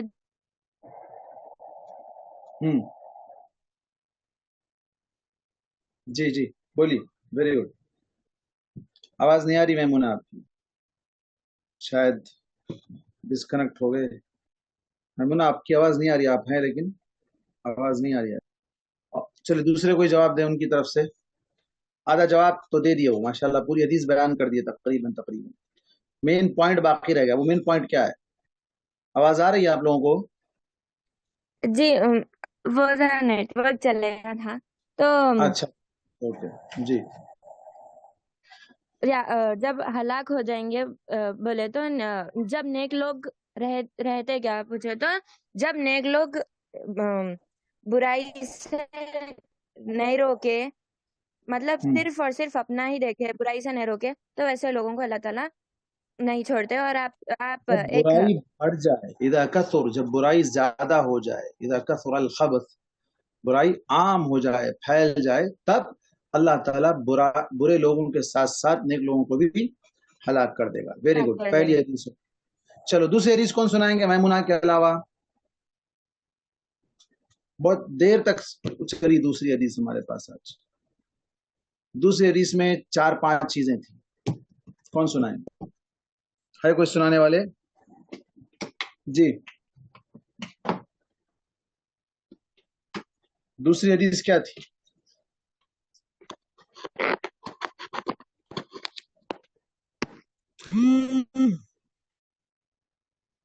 جی راستے میں بیٹھنے سے بچنے کی حدیث تھی۔ مطلب صرف میمونہ ایک ہی سن رہے ہیں، دوسرے کوئی نہیں سن رہے، یہ دوسرے کوئی نوٹ نہیں کر رہے ہیں، سمجھ میں نہیں آ رہا؟ جی وعلیکم السلام۔ راستے پہ بیٹھنے سے منع کیا ہے اور راستے پر کوئی چیز ڈالنے سے، تکلیف دہ چیز ڈالنے کو منع کیا ہے، اور منع کیا ہے اور کوئی چیز اگر ہے بھی تو راستے پہ تکلیف دہ چیز اس کو ہٹانے کے لیے ترغیب دی گئی ہے دوسری حدیث میں۔ شاباش۔ اور جو اس باب سے تعلق رکھنے والی بات، اس ٹاپک سے تعلق رکھنے والی بات اس حدیث میں کیا ہے؟ میں نے ابھی جوائن کیا ہے تو یہاں سے سنا ہے آپ کو کہ راستے سے تکلیف دہ چیز کو اس کے بعد کی بات ہے، اس کے بعد والی بات ہے، بھلائی کا حکم دینا اور برائی سے روکنا۔ جی بھلائی کا حکم دینا، برائی سے روکنا۔ اگر ہاتھ سے نہیں روک پائے تو اس کو دل میں برا سمجھنا، پہلے تو ہاتھ سے روکنے کی کوشش کرنا ہے، نہیں تو ان سے زبان سے بولنے کی کوشش کرنا ہے، دوسری بات۔ تیسری بات یہ عمل ہے کہ دل میں برا جان کے اس چیز سے ہم وہاں سے بچ جائے۔ شاباش جی۔ اچھا پچھلے زمانے میں لوگ کیوں راستے میں بیٹھتے تھے؟ راستے میں بیٹھنے کی ایسی کیا ضرورت تھی؟ کیونکہ مسجد میں صرف عبادت کے لیے الاؤ تھا، کوئی دنیاوی امور دنیاوی باتیں کرنے کے لیے کوئی ایسی جگہ مقرر نہیں تھی اس زمانے میں، کیونکہ ان کے گھر بھی بہت چھوٹے تھے، اور ایسا کوئی اپنے جیسا ابھی جو پریزنٹ سچویشن ہے بڑا ہال، ڈائننگ ہال یا بڑا ورانڈا، ایسا کوئی چیز نہیں تھا. تو اس لیے لوگوں کو کوئی جگہ مقرر نہیں تھی کہ کوئی دنیاوی گفتگو کرے تو کوئی مسائل دنیا کے حل کرے. تو اس میں ایک اور بات یہ معلوم ہوئی کہ اللہ کے نبی صلی اللہ علیہ وسلم نے باہر نکل کر دنیاوی باتیں کرنے سے منع نہیں کیا. اگر ضرورت واقعی ہے بات کرنا ہی ہے تو اب باہر بات کرو، لیکن بات کرتے ہوئے ان باتوں کا خیال رکھو کہ جو نا سلام کا جواب دو، برائی سے روکو، نیکی کی طرف حکم دو، تکلیف دہ چیز کو ہٹا دو راستے سے. اچھا چلیے تیسری حدیث، کوئی تیسرے جواب دیں ان دونوں کے علاوہ جو ابھی جواب دیے ہیں آپ نے اور آپ سے پہلے میمونہ نے. ان دونوں کے علاوہ کوئی تیسرے جواب دیں. تیسری حدیث ابھی پڑھی گئی. مردوں کو سونا حرام ہے. آپ میمونہ ہے نا؟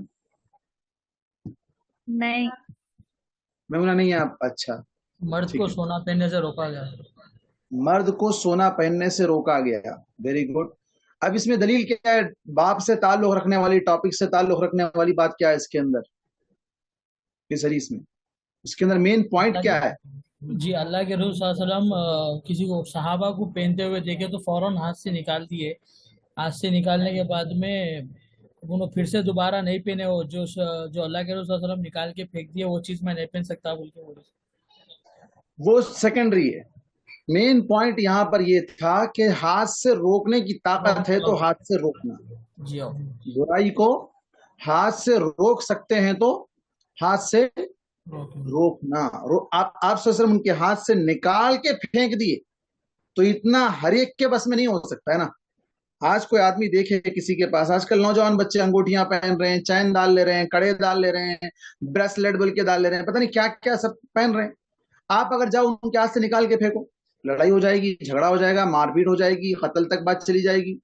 ہاں آپ کے خاندان کا بچہ ہے، آپ کا بچہ ہے، آپ کے بھائی کا بچہ ہے، بہن کا بچہ ہے، آپ ماموں ہے، چچا ہے، کچھ بھی ہے، آپ اسے پہلے سمجھا کے بولیں گے. نہیں سمجھا تو پھر تھوڑا ادب سکھاتے ہوئے دو چار جو نا بھیریاں رکھ کے دے کے بولیں گے پھینکتا نہیں پھینکتا، یہ اللہ کے نبی کی حدیث کے خلاف جا رہا ہے، تو شریعت کے خلاف کام کر رہا ہے. لیکن یہ بھی بسا اوقات مشکل ہو جاتا ہے. آج کل کے بچے اس سے بھی زیادہ باپ کو نہیں مانتے، چچا ماموں تو بہت دور کی بات ہے، باپ کو ہی نہیں مانتے آج کل کے بچے، باپ کی بات نہیں سنتے آج کل کے بچے.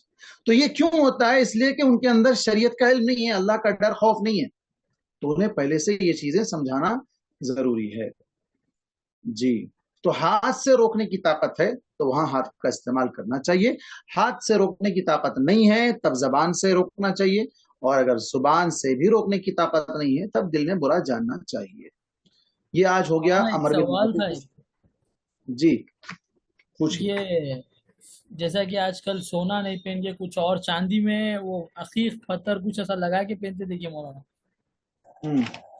اس سے ریلیٹڈ کچھ مطلب وہ پہننا فیشن کے طور پہ جو پہنتے ہیں وہ پہننا کیسا ہے؟ ہر وہ چیز جو فیشن ہے دوسروں کی کاپی ہے. من تشبہ بقوم فہو منہم، جو کسی کی کاپی کرے وہ انہی لوگوں میں سے ہوگا، چاہے وہ کوئی بھی چیز ہو، کسی بھی طرح کی چیز ہو جو اسلام میں نہیں. اب رہی بات عقیق پتھر کی، یہ سب بیوقوف بنانے کی باتیں ہیں. اسلام میں عقیق پتھر کا کوئی تذکرہ نہیں ہے، بس من گھڑت باتیں بنا لی گئی ہیں اس طرح کی. ہاں البتہ سونے کے علاوہ جو نا مثال کے طور پہ ڈائمنڈ ہے، الماس ہے، دوسرے ہیرے جواہرات ہیں، وہ انگوٹھی میں انسان لگانا چاہے لگا سکتا ہے، چاندی کی انگوٹھی میں وہ لگا سکتا ہے. لیکن عقیق پتھر کو جنت کا پتھر یا اس سے ٹھنڈک آئے گی، اس سے بیماری دور ہوگی، اللہ کے نبی نے پہنا تھا شفا ملے گی، فلاں فلاں فلاں بہت سی چیزیں ہیں. بڑے بڑے ایسے وہ بھدے دیکھنے میں بھی اچھے نہیں لگتے ہیں، لیکن جو نا ارے سنت سمجھ کے پہنو اس کو. تو یہ سب چیزیں سنت نہیں، ایسی کوئی سنت اللہ کے نبی صلی اللہ علیہ وسلم سے ثابت نہیں. اب آپ کا جو سوال عقیق پتھر سے ہٹ کے میں جواب دے رہا ہوں آپ کو کہ اگر اس کے اندر اللہ نے اس کو مال دیا ہے تو وہ گولڈ کے علاوہ دوسری جو دھاتیں ہیں، ڈائمنڈ ہیں، الماس ہیں، یاقوت ہیں، اور بہت سی چیزیں ہیں جس کو حرام نہیں کیا گیا، جس کو حرام نہیں کیا گیا، اگرچہ کہ وہ گولڈ سے بھی زیادہ ایکسپینسو ہے، مہنگی ہے. یہاں پر قیمت کا اعتبار نہیں کیا گیا. ایسا نہیں کہ گولڈ سب سے زیادہ ہائی لیول ہوتا ہے، اس سے بھی کئی مہنگی چیزیں مارکیٹ میں ہیں، اس سے بھی زیادہ قیمتی چیزیں ہیں.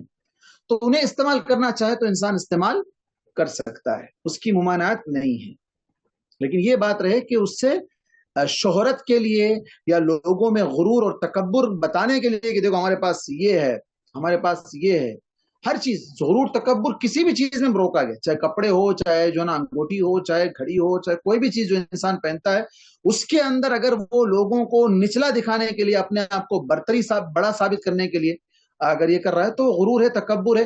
اور آپ صلی اللہ علیہ وسلم نے کہا کہ جو غرور اور تکبر اختیار کرتا ہے گویا کہ وہ اللہ سے جنگ کر رہا ہے، اللہ کی چادر ہے غرور اور تکبر، اس کو وہ کھینچ رہا ہے۔ تو تکبر کا اظہار نہ ہو، سادگی کے ساتھ انسان، اللہ نے اس کو اگر نعمتیں دی ہے تو نعمتوں کو استعمال بھی کر سکتا ہے۔ وَأَمَّا بِنِعْمَةِ رَبِّكَ فَحَدِّثْ، اللہ تبارک و تعالیٰ نے کہا کہ اللہ نے جو تمہیں نعمتیں دی ان نعمتوں کا اظہار بھی کرو۔ بلکہ اللہ کے نبی صلی اللہ علیہ وسلم کی حدیث بھی ہے کہ اللہ تعالیٰ چاہتا ہے کہ بندے کو جو نعمتیں دیا ہے ان نعمتوں کا اثر دیکھنا چاہتا ہے۔ اللہ کو دکھاؤ، بندوں کو دکھا کر فخر مت کرو۔ اللہ نے اگر دیا ہے، ہاں اللہ نے بعض لوگوں کو خوب دیا ہے لیکن پھر بھی کنجوسی اختیار کرتے ہیں، خود کے لیے بھی نہیں کھاتے ہیں، دوسروں کو بھی نہیں کھلاتے ہیں، خود بھی نہیں پہنتے ہیں، دوسرے جو نا لوگوں کو بھی ان کا بھی خیال نہیں کرتے ہیں، پیسہ جمع جمع جمع مر کے چلے جاتے ہیں، بعد والے اس کے پیچھے لڑتے مرتے ہیں۔ ایسے بخیل ہیں جس کو شح کہا گیا عربی زبان میں۔ اللہ تبارک و تعالیٰ نے فرمایا وَمَن یوق شح نفسہ، جسے اس کے اپنے نفس کی بخیلی سے بچا لیا گیا۔ انسان کا اتنا بخیل ہوتے ہوتے دوسروں سے بخیلی کرتے کرتے انسان کی نوبت یہاں تک پہنچ جاتی ہے کہ خود کے بارے میں بھی بخیلی کرتا ہے، اپنے آپ پہ بھی استعمال نہیں کرتا ہے، نہ پہنتا ہے، نہ کھاتا ہے، نہ اچھے سے رہتا ہے، بس ایسے ہی حال بے حال اٹھا کے رہتا ہے اپنے آپ کو، جیسا کہ بڑا غریب ہے، لاوارث ہے بیچارہ، پتہ نہیں، حالانکہ اپنی جگہ بڑا کروڑ پتی ہے، پیسے والا ہے، گھر ہے، جائیداد ہے، ایکڑوں کی زمینہ اس کے، لیکن دیکھا تو ایسے کئی لوگ ہیں پرانی اسکوٹر لے کے پھر رہا، ارے اس کے پاس کیا ہے یار، کچھ نہیں، اگر دکھائیں گے تو وہ انکم ٹیکس والے پکڑ لیں گے فلاں۔ اللہ نے نعمت دی ہے، اس نعمت کا اظہار کرو، فخر مت کرو، اسراف مت کرو، فضول خرچی مت کرو۔ جی استاد، وہ چاندی کی انگوٹھی پہننے کی حکمت کیا ہے؟ مرد چاندی کی انگوٹھی پہن سکتے ہیں لیکن اس کی حکمت کیا ہے؟ حکمت نہیں بیان کی گئی۔ اللہ کے نبی صلی اللہ علیہ وسلم ایک مرتبہ سونے کی انگوٹھی پہنے ہوئے تھے، آپ صلی اللہ علیہ وسلم نے نکال کر پھینک دی، تمام صحابہ نے نکال کر پھینک دیا۔ آپ صلی اللہ علیہ وسلم نے دیگر مقامات پر کہا کہ مردوں پر اللہ تبارک و تعالیٰ نے سونے کے استعمال کو حرام کر دیا، لیکن چاندی کے بارے میں نہیں کہا گیا کہ چاندی حرام کی گئی ہے، نہیں کہا گیا۔ ہاں البتہ سونا ہو یا چاندی ہو، اس کے برتن یا اس کے گلاس، اس کو کھانے پینے کی چیزوں میں استعمال کرنے سے چاہے مرد ہو یا چاہے عورت ہو، سب کے لیے حرام کر دیا ہے۔ حکمت اس کی کچھ نہیں ہے، مطلب اس سے کچھ صحت کے لیے فائدہ ہے یا نقصان ہے، ایسا کچھ نہیں ہے، واللہ اعلم۔ کتنے گرام پہن سکتا ہے پھر؟ ایسا کچھ نہیں ہے، گرام کی بھی لمٹ نہیں ہے، انگوٹھی ہی کا ذکر ہے، انگوٹھی کتنے گرام کی بن سکتی ہے زیادہ سے زیادہ؟ اب اس سے بڑھ کے اگر جائے گا تو وہ چین کی طرف چلا جائے گا۔ چین پہننا مرد کے لیے نہیں ہے، چین پہننا مرد کے لیے ہے ہی نہیں، وہ عورتوں کا زیور ہے، عورتوں کے زیور کی جو نا شکل ہے، کاپی ہے۔ صرف مرد انگوٹھی پہن سکتا ہے، بہت سے وہ اور کیا کرے گا، اور کہاں استعمال کرے گا وہ انگوٹھی کے علاوہ چاندی کا؟ چاندی رکھ کر اس پر زکات نکالنا، چاندی کے سکے ہے، چاندی اس کے پاس جو ہے نا خالص دھات میں موجود ہے، اس کی زکات نکالنے کے لیے کہا گیا 552 تولے جو ہے نا اگر چاندی ہے تو اس کی جو ہے نا وہ زکات نکالے۔ تو کیا آپ صلی اللہ علیہ وسلم انگوٹھی پہنے تھے چاندی کی؟ ہاں چاندی کی تھی۔ ایک سے بڑھ کر یا صرف ایک؟ ہم نے سنا ہے کہ وہ چاندی کی انگوٹھی سے 2 وقت کا کھانا اگر پریشان حال ہو تو پورا ہو سکے، یہ ہے شاید، یہ صحیح ہے؟ 2 وقت کا کھانا، 2 وقت کا کھانے کا انتظام ہو سکے جس کے پاس بھی انگوٹھی ہے، کیا یہ صحیح ہے دلیل؟ جس کے پاس انگوٹھی ہے 2 وقت، میں نہیں سمجھا، ذرا پھر سے ایکسپلین کیجیے آپ۔ جو بھی انگوٹھی پہنتے ہیں وہ چاندی کی، تو وہ انگوٹھی بیچ کر کبھی ضرورت پڑنے پہ 2 وقت کا کھانا کھا سکتے ہیں، کیا ایسا میں نے سنا ہے، کیا صحیح ہے؟ نہیں صحیح نہیں ہے۔ کیوں صحیح نہیں ہے؟ اس لیے کہ اللہ کے نبی صلی اللہ علیہ وسلم کی انگوٹھی تھی جس پہ اللہ رسول محمد رسول اللہ لکھا ہوا تھا، محمد رسول اللہ۔ آپ صلی اللہ علیہ وسلم اور صحابہ کرام دیکھو، آپ جنگوں میں جاتے تھے، حالت یہ تھی کہ گھر میں چولہا نہیں جلتا، 2-2 3-3 دن ہوتے، پیٹ پر پتھر باندھ کے رکھتے تھے پیٹ پر پتھر باندھ کے رکھتے تھے. صحابہ ایک دن نکلے بھوک سے, حضرت ابو بکر نکل گئے, حضرت عمر نکل گئے, دھوپ کڑی دھوپ ہے, کہاں جا رہے ابو بکر؟ کہا بھوک سے پریشان. اللہ کے نبی دیکھو پیٹ پہ پتھر باندھ لیا. حضرت عمر کہا میرا بھی یہی حال ہے. تو اللہ کے نبی نے اپنا پیٹ اٹھا کر بتایا میرے پاس تو 2 پتھر باندھے ہوئے, میں بھی اسی لیے نکلا ہوا ہوں. تو اگر یہ بات ہوتی کہ انگوٹھی بیچ کر 2 وقت کا کھانا کھا لیا جا سکتا تھا تو یہ لوگ 2 3 دن تک بھوکے نہیں رہتے تھے. تو اس کی کوئی اس کا کوئی ریلیشن نہیں ہے آپس میں. جی آپ صلی اللہ علیہ وسلم ایک انگوٹھی پہنے تھے, ایک سے زیادہ؟ ایک کا ہی ذکر ملتا ہے جس پر مہر تھا محمد رسول اللہ لکھا ہوا تھا. وہ مہر اسٹامپ کے طور پر استعمال کرتے تھے. کوئی لیٹر اگر لکھا کر, آپ لکھنا نہیں جانتے تھے, آپ پڑھنا نہیں جانتے تھے, لیکن بادشاہوں کو لیٹر لکھ کر بھیجنا ہے تو لیٹر لکھنے کے بعد نیچے اسٹامپ کے طور پر اس کو استعمال کیا جاتا تھا. چلیے, انگوٹھی کے بعد اب ہمارا دوسرا اہم سبجیکٹ ہے, انٹرسٹنگ سبجیکٹ, وہ ہے فقہ کا.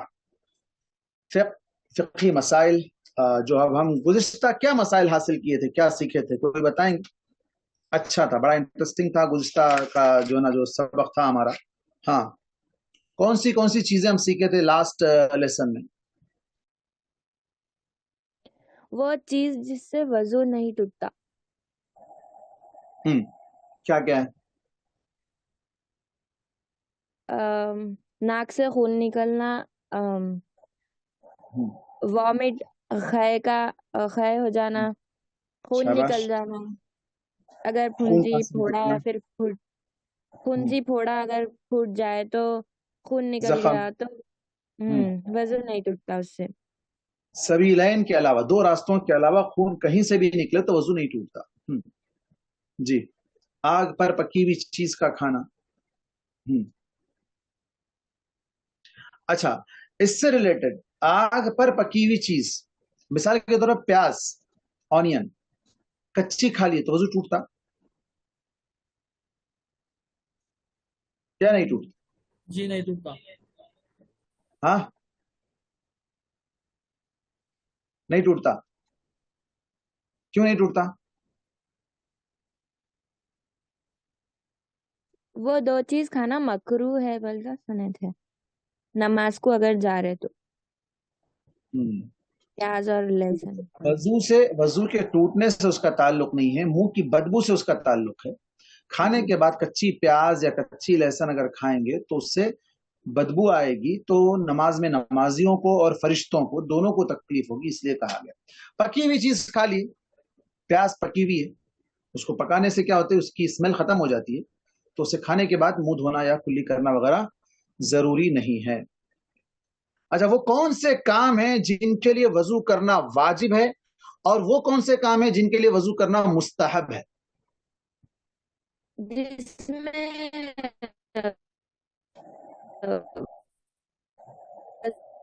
کرنا آپ کا نیٹ کا پرابلم چل رہا ہے. واجب ہے وہ صلاح, قرآن اور طواف. شاباش, ویری گڈ. صلاح, قرآن, وہ بھی کاپی جو ہاتھ طواف. میں لے کر. جی ٹھیک ہے. مستحب جو مطلب ضروری نہیں ہے, ذکر کمپلسری اللہ نہیں ہے. تعالیٰ کا. ہاں جی, اور سونے سے پہلے, سونے سے پہلے میت کو اٹھاتے وقت, اور اگر خیر ہو جائے تو. اور ایک ہے, جب بھی وضو ٹوٹ جائے دوبارہ فوراً وضو کر لے, مطلب ہمیشہ باوضو رہنا چاہے کوئی, وہ ہے. اسی طرح غسل جنابت سے پہلے بھی. چلیے, آج ہم پڑھتے ہیں وضو سے ریلیٹڈ ایک اور چیز ہے, موزوں پر مسح کرنا. موزہ کس کو کہتے ہیں؟ ساکس. Very good. وضو کے فرائض میں گزر چکا ہے کہ 2 پیروں کو ٹخنوں تک دھونا ضروری ہے. اگر موزے پہن لیں تو کیا وضو کے وقت پیر دھونے کے لیے موزوں کو نکالنا ضروری ہے؟ جواب یہ ہے کہ موزوں کو نکالنا ضروری نہیں ہے, ساکس کو نکالنا ضروری نہیں ہے, لیکن اس کے کچھ کنڈیشنز ہیں, آگے بتاؤں گا. اس لیے کہ اللہ نے اپنے بندوں پر آسانی فرمائی ہے اور موزوں پر یعنی ساکس پر مسح کرنے کی اجازت دی ہے, جیسا کہ جریر بن عبداللہ البجلی رضی اللہ عنہ فرماتے ہیں کہ نبی کریم صلی اللہ علیہ وسلم کو انہوں نے دیکھا کہ آپ نے پیشاب کیا پھر وضو کیا تو اپنے دونوں موزوں پر مسح کر لیا. جب آپ صلی اللہ علیہ وسلم سے پوچھا گیا کہ آپ نے یہاں موزوں کو اتارا نہیں، تو آپ نے کہا ادخلتہما طاہرتین، میں نے ان موزوں پر اپنے پیر اس وقت داخل کیے تھے جب میرے دونوں پیر طاہر تھے. طاہر مطلب باوضو تھے. مراد یہ ہے کہ اس کی شرط یہ ہے کہ موزے پر مسح کرنے کی شرط، پہلی چیز موزے وضو کی حالت میں پہننا چاہیے. وضو کر لیے پہلے پورا، پیر بھی دھو لیے، اس کے بعد ساکس پہن لیے. وضو کی حالت میں، ابھی وضو نہیں ٹوٹا، وضو ٹوٹنے سے پہلے ہی ساکس پہن لیے. اب کیا ہو گیا؟ پیر کو دھونے کی ضرورت نہیں ہے. جب سیکنڈ ٹائم وضو کریں گے، جب بھی سیکنڈ ٹائم وضو کریں گے، پیروں کو دھونے کی ضرورت نہیں ہے یا ساکس نکالنے کی ضرورت نہیں ہے. یہ اللہ تعالیٰ نے آسانی پیدا کی ہے. اللہ تعالیٰ نے اس امت پر، بالخصوص امت مسلمہ پر، یہ ایک اللہ کا بہت بڑا احسان ہے جس سے یہودیوں کو جلن ہوتی ہے، حسد کرتے ہیں وہ لوگ. اس سے یہودی اس سے حسد کرتے ہیں کہ اللہ تعالیٰ نے ان کے لیے آسانی پیدا کر دی ہے موزوں پر مسح کرنا. دوسری شرط، وہ موزے بھی گندگی سے پاک، اس پر کوئی گندگی لگی ہوئی نہ ہو. یہ دو کنڈیشنز ہیں، ایک باوضو پہنے گئے ہوں، دوسرا وہ موزے یعنی وہ ساکس بالکل پاک صاف ہوں. اب اس پر اس کے ٹائم ہے، پیریڈ ہے کہ کتنی دیر تک، کتنے ٹائم تک اس پر مسح کر سکتے ہیں، اور ٹائم کہاں سے شروع ہوتا ہے اور کہاں ختم ہوتا ہے، کہاں شروع ہوتا ہے اور کہاں ختم ہوتا ہے. نمبر ایک، یہ مقیم مطلب جو آدمی گھر میں رہتا ہے، جو آدمی گھر پر ہے، مطلب سفر پر نہیں ہے، وہ ٹریولنگ نہیں کر رہا ہے، ٹریول میں نہیں ہے، گھر پر ہی ہے، تو اس کے لیے 24 آورس، 24 گھنٹے، ایک دن اور ایک رات، ایک دن اور ایک رات اس کے لیے. دوسرا ہے مسافر، جو سفر کر رہا ہے، ٹریولنگ کر رہا ہے، وہ اس ٹریولنگ کے دوران 3 دن تک اس موزے کو پہن رکھ سکتا ہے. ان 3 دنوں تک اس پر وہ ساکس پر مسح کر سکتا ہے.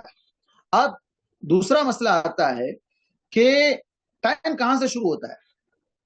مثال کے طور پر ابھی 11:15 ہو رہے ہیں انڈیا میں، 11:15. ابھی میں نے وضو بنایا اور میں نے ساکس پہن لیے. وضو بنانے کے بعد، یا مان لیں میں ابھی ظہر کی نماز سے پہلے میں نے وضو بنایا، ظہر کی نماز سے پہلے یا ظہر کی نماز کے لیے وضو بنایا، اور میرا وضو تھا، وضو نہیں ٹوٹا یہاں تک کہ عصر کی نماز کا وقت آ گیا.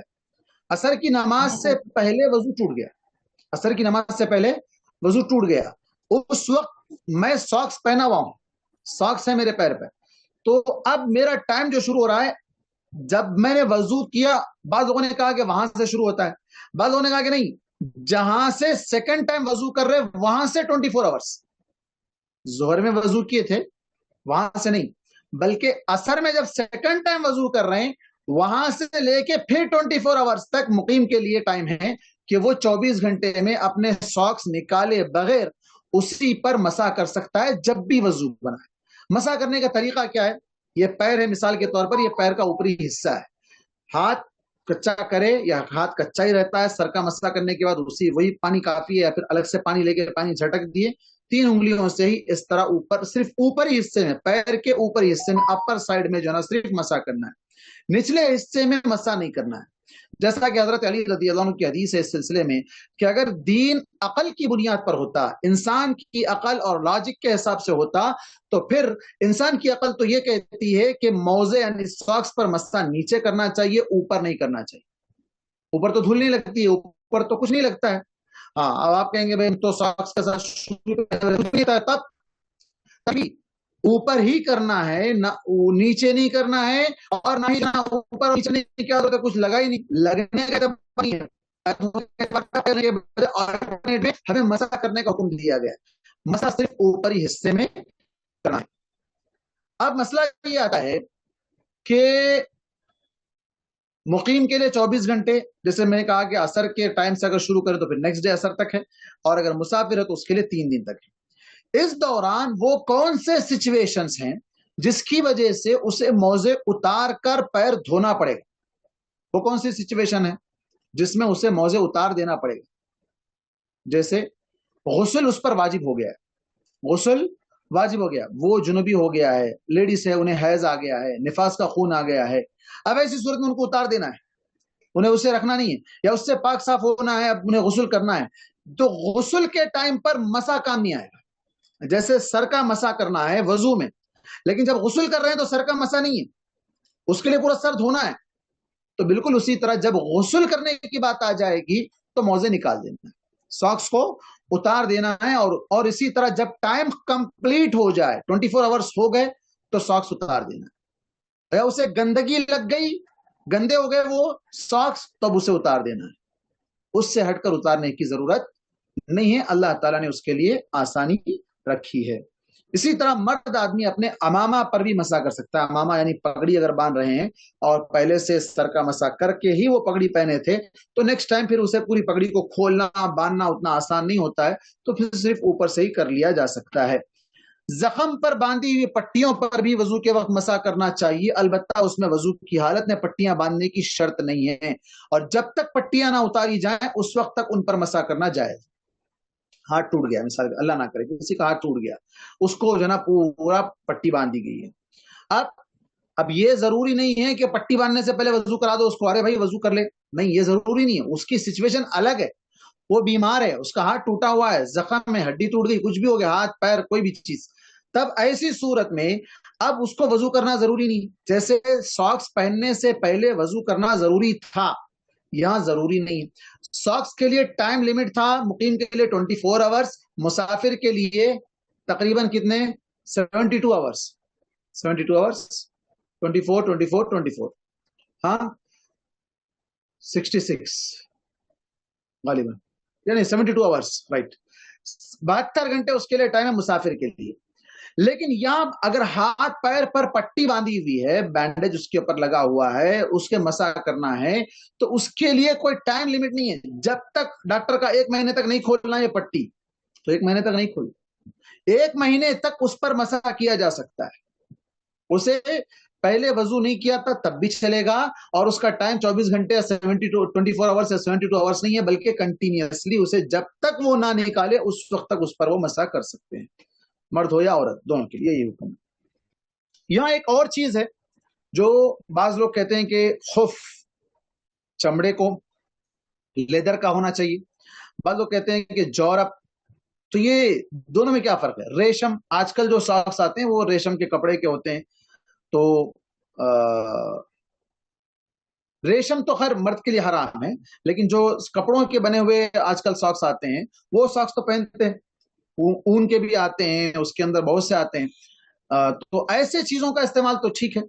لیکن جورب چمڑے کا, بعض لوگوں نے کہا کہ نہیں, جب چمڑے کا ساکس پہنے تبھی اس کے اوپر مسح کرنے کی اجازت دی گئی, کپڑے کے ساکس پہ نہیں. ایسی کوئی جو نا حد بندی یا ایسا کوئی جو نا ڈیفینیشن نہیں بیان کیا گیا کہ لیدر کا ہو تبھی جو نا مسح کر سکتے, کپڑے کا ہو تو نہیں کر سکتے, ایسا نہیں. بلکہ خف کہا گیا وہ جو ایڑیوں کو چھپا دے, ایڑیوں کو چھپا دے. آج کل ہاف ساکس بھی نکل گئے, ہاف ساکس جو ایڑیوں کو نہیں چھپاتے ہیں, صرف سامنے کا پیر کی یہ انگلیاں چھپتی ہیں, پیچھے آ کے تھوڑا سا جو نا وہ ٹخنا چھپ جاتا ہے, وہ جو ایڑی چھپتی ہے لیکن ٹخنا نہیں چھپتا ہے اس سے.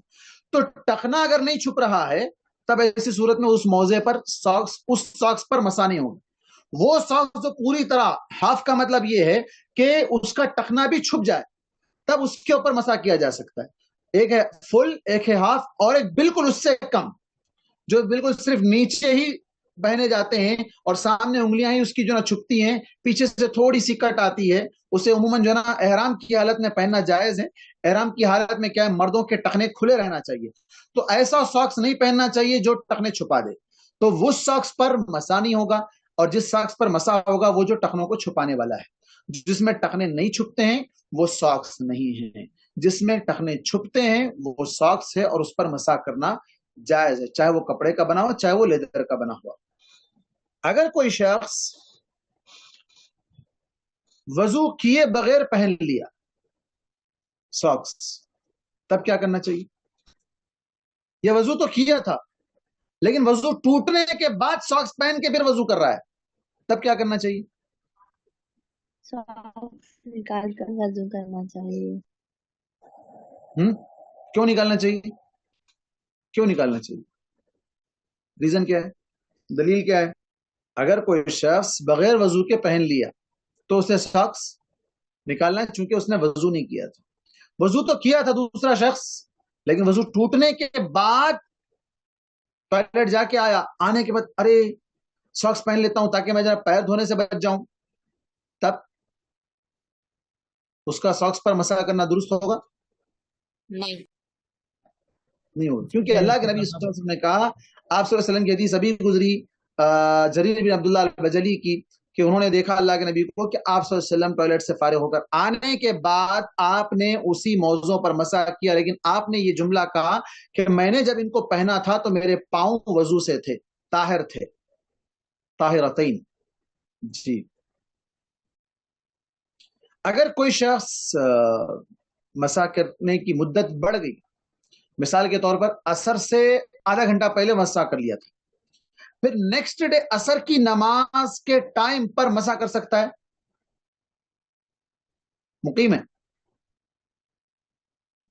گھر پہ رہتا ہے، پہلے دن جب پہنا تھا عصر سے آدھا گھنٹہ پہلے پہنا تھا، یا پہن لیا تھا عصر سے آدھا گھنٹہ پہلے مسح کیا تھا، دو چیزیں یہاں پر۔ ایک اور چیز ہے اور ایک تھوڑا سا جو نا کنفیوژن رہتا ہے، ایک یہ ہے کہ وضو کیا مثال کے طور پہ 11 بجے، ساکس پہنا 12 بجے، اور پھر اس کے بعد سیکنڈ ٹائم وضو کر رہا ہے 1 بجے، سیکنڈ ٹائم وضو کر رہا ہے 1 بجے، اب اس کا ٹائم کہاں سے شروع ہوا؟ 11 بجے سے شروع ہوا، 12 بجے سے شروع ہوا، یا 1 بجے سے شروع ہوا؟ کہاں سے شروع ہوا؟ سیکنڈ ٹائم وضو کرے جب سے شروع ہوا، سیکنڈ ٹائم وضو کرنے جب سے شروع ہوا 1 بجے سے۔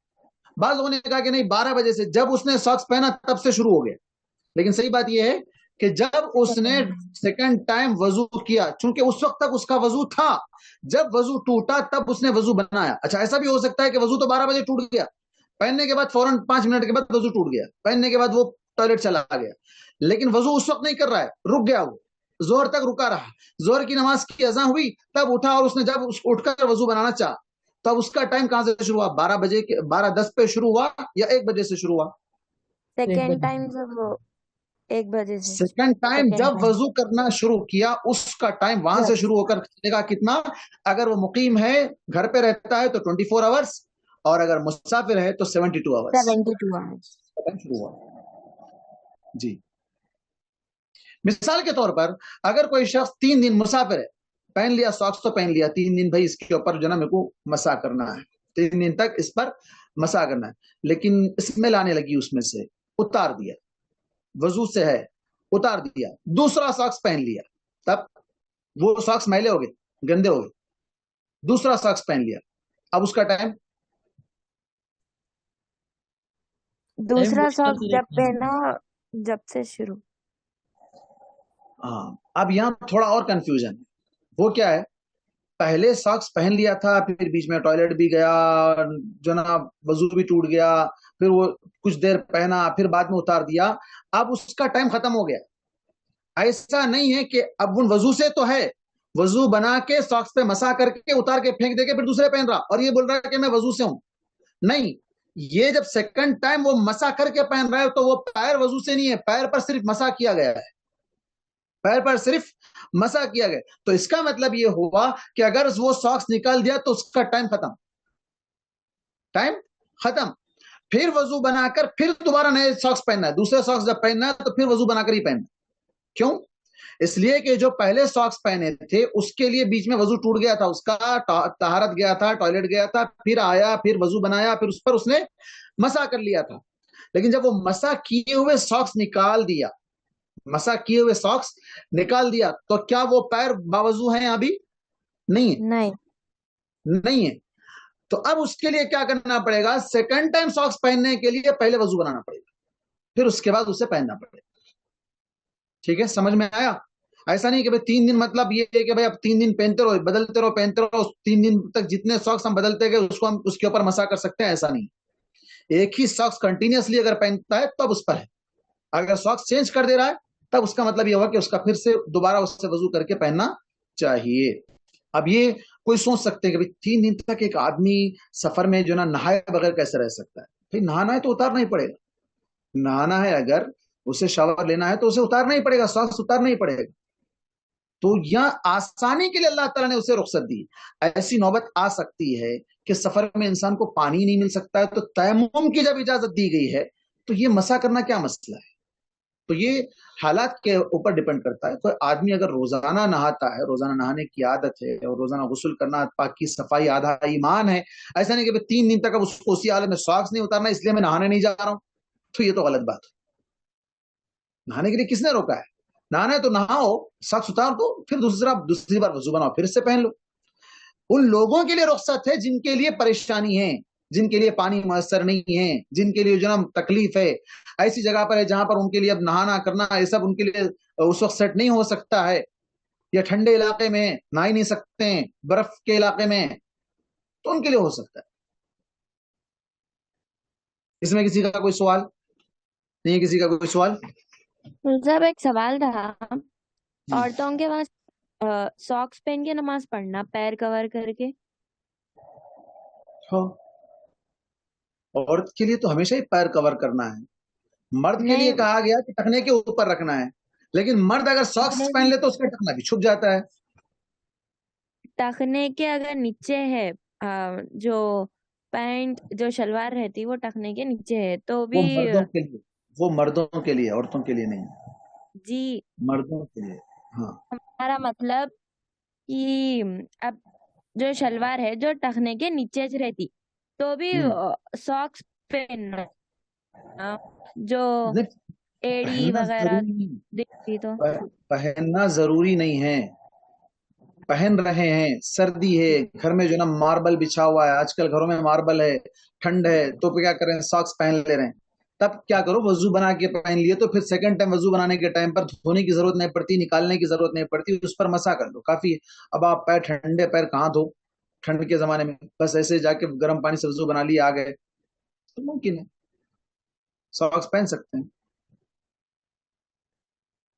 اگر آپ یہ کہہ رہے ہیں کہ وہ ساکس جو صرف نچلے حصے میں آتے ہیں، صرف انگلیاں چھپاتے ہیں اور ایڑی کا تھوڑا حصہ سا لگتا ہے اور ٹخنے کھلے رہتے ہیں اور اوپر سے خواتین شلوار اتنا نیچے تک پہنتی ہیں کہ ٹخنا بھی چھپ جاتا ہے، تو کیا اس ساکس پر مسا کر سکتے ہیں؟ تو نہیں کر سکتے، کیونکہ وہ ساکس ٹخنوں کو نہیں چھپا رہا. جی اور کسی کا کوئی سوال ساکس سے ریلیٹڈ؟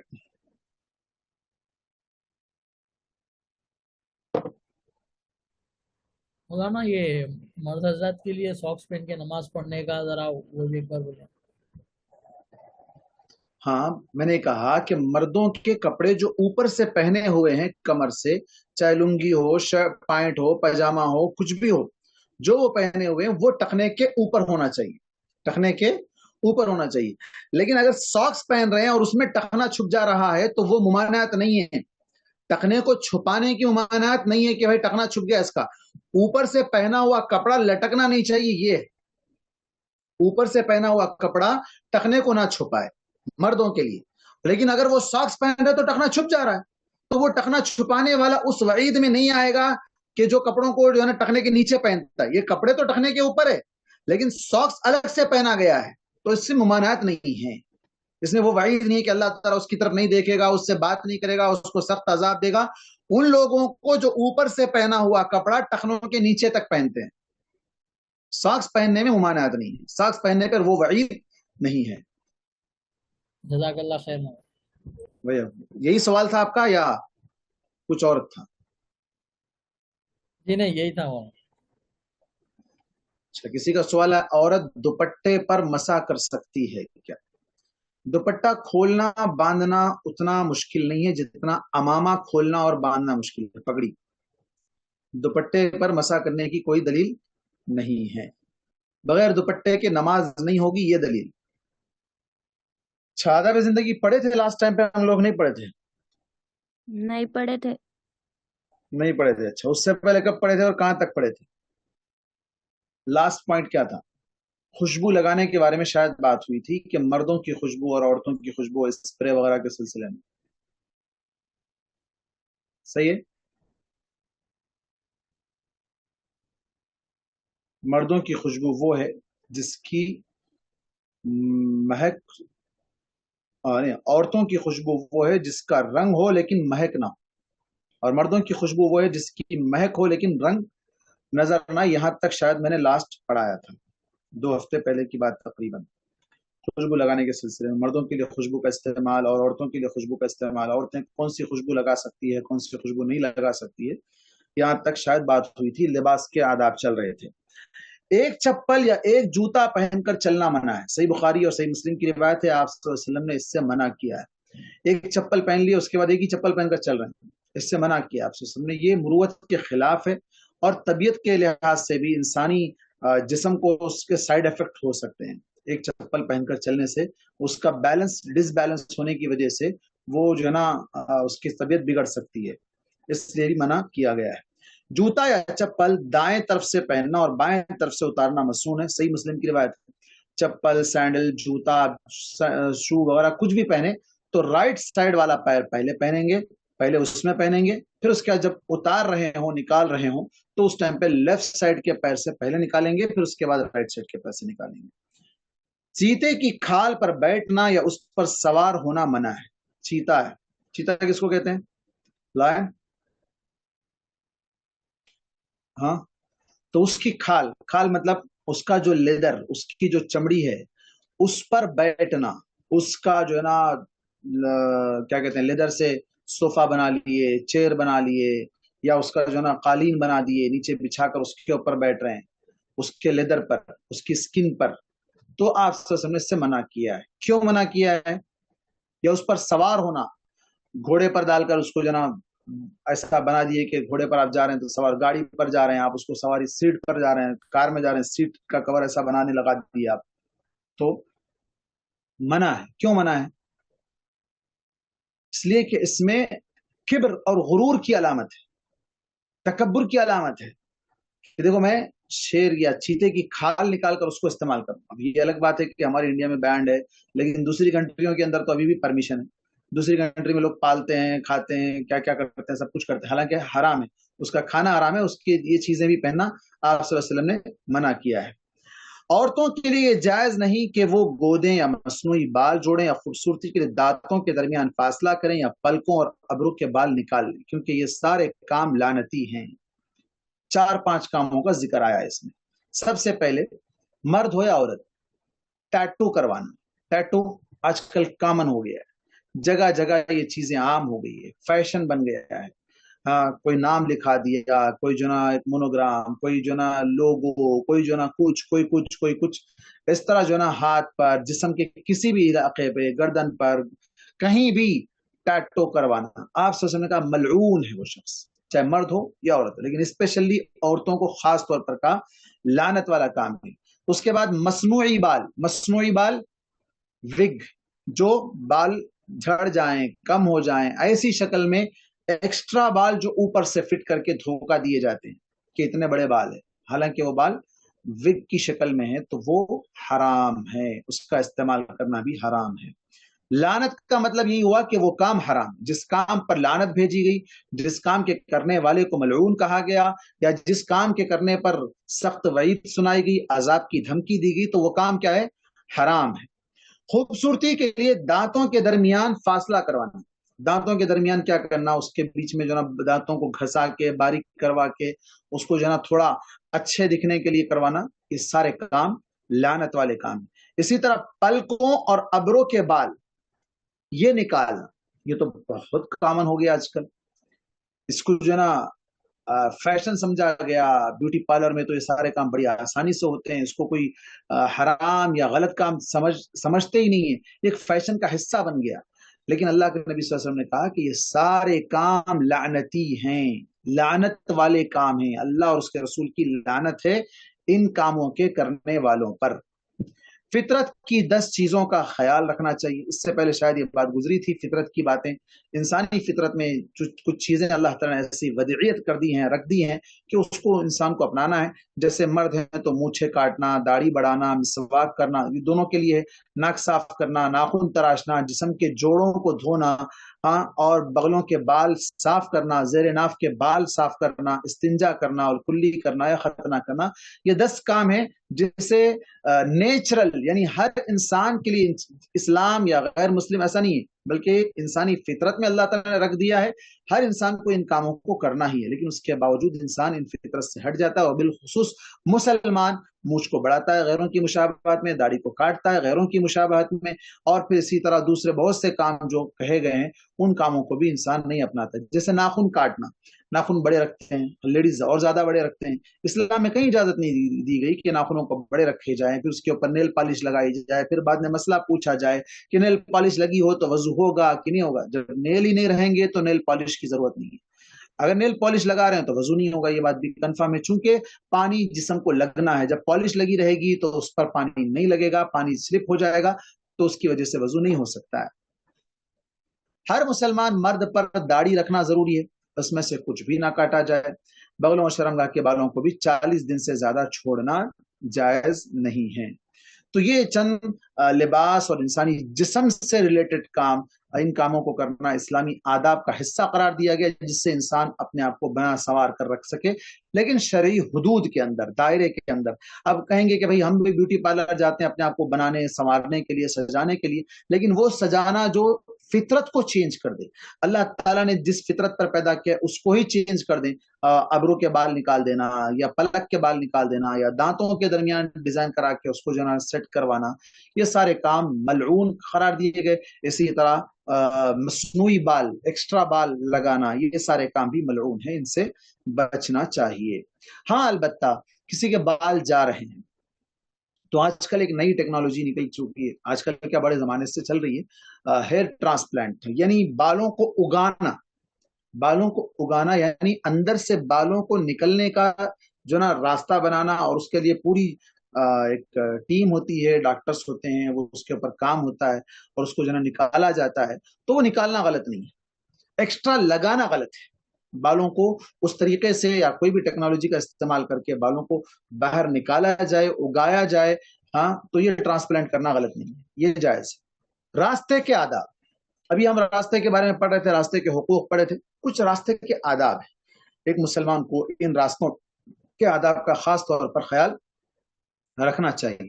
راستے میں وقار اور سنجیدگی کے ساتھ معتدل چال چلنا چاہیے. اتراتے ہوئے, فخر غرور کا مظاہرہ کرتے ہوئے سر اٹھا کر چلنا حرام. قرآن مجید میں اللہ تبارک و تعالیٰ نے فرمایا وَلَا تَمْشِ فِي الْأَرْضِ مَرَحًا, زمین میں اترا کر مت چلو, غرور تکبر کے ساتھ مت چلو. آپ کے پاس اچھی گاڑی ہے, اچھی جو نا کار ہے, آپ جو نا روڈ پر جو نا بھگا سکتے ہیں, دکھا سکتے ہیں, اپنی شان شوکت کا مظاہرہ کر سکتے ہیں, لیکن یہ غرور اور تکبر کی شان قسم میں آ جائے گا جس کو کہ منع کیا گیا ہے, اس سے رکنا ہے. غرور اور تکبر صرف ایک جگہ جائز ہے, وہ ہے جنگ میں, جنگ کے میدان میں. جنگ کا سپاہی, ایک آرمی پرسن جو نا وہ اپنا آپ کو جو نا اکڑ کر فخر کے ساتھ چل کر دکھا سکتا ہے, یہ اسلام میں اجازت ہے.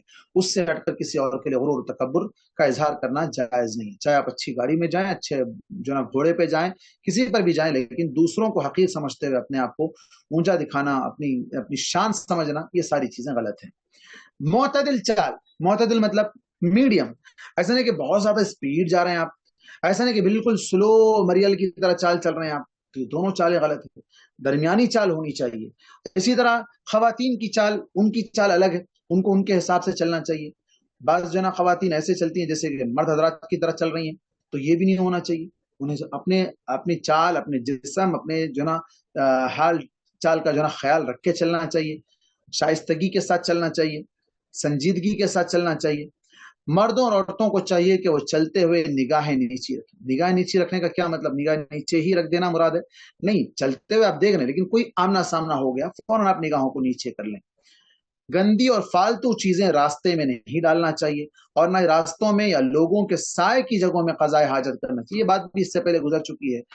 ٹوائلٹ وغیرہ کے جہاں آداب بیان کیے گئے, آداب قضائے حاجت, تو وہاں پر بتائے گئے تھے کہ راستے میں یا تکلیف جو سائے کی جگہ ہے, جہاں پر ٹری ہے یا جو نا شیڈ ہے, جہاں پر لوگ آتے ہیں, بیٹھتے ہیں, سہارا لیتے ہیں, بارش سے, دھوپ سے بچنے کے لیے وہاں رکتے ہیں, تو اس جگہ پر کچرا ڈالنا, گندگی ڈالنا یا ٹوائلٹ وغیرہ کرنا, یہ لعنت والے کام ہے. اللہ کے نبی صلی اللہ علیہ وسلم نے ملعون قرار دیا اس کو بھی.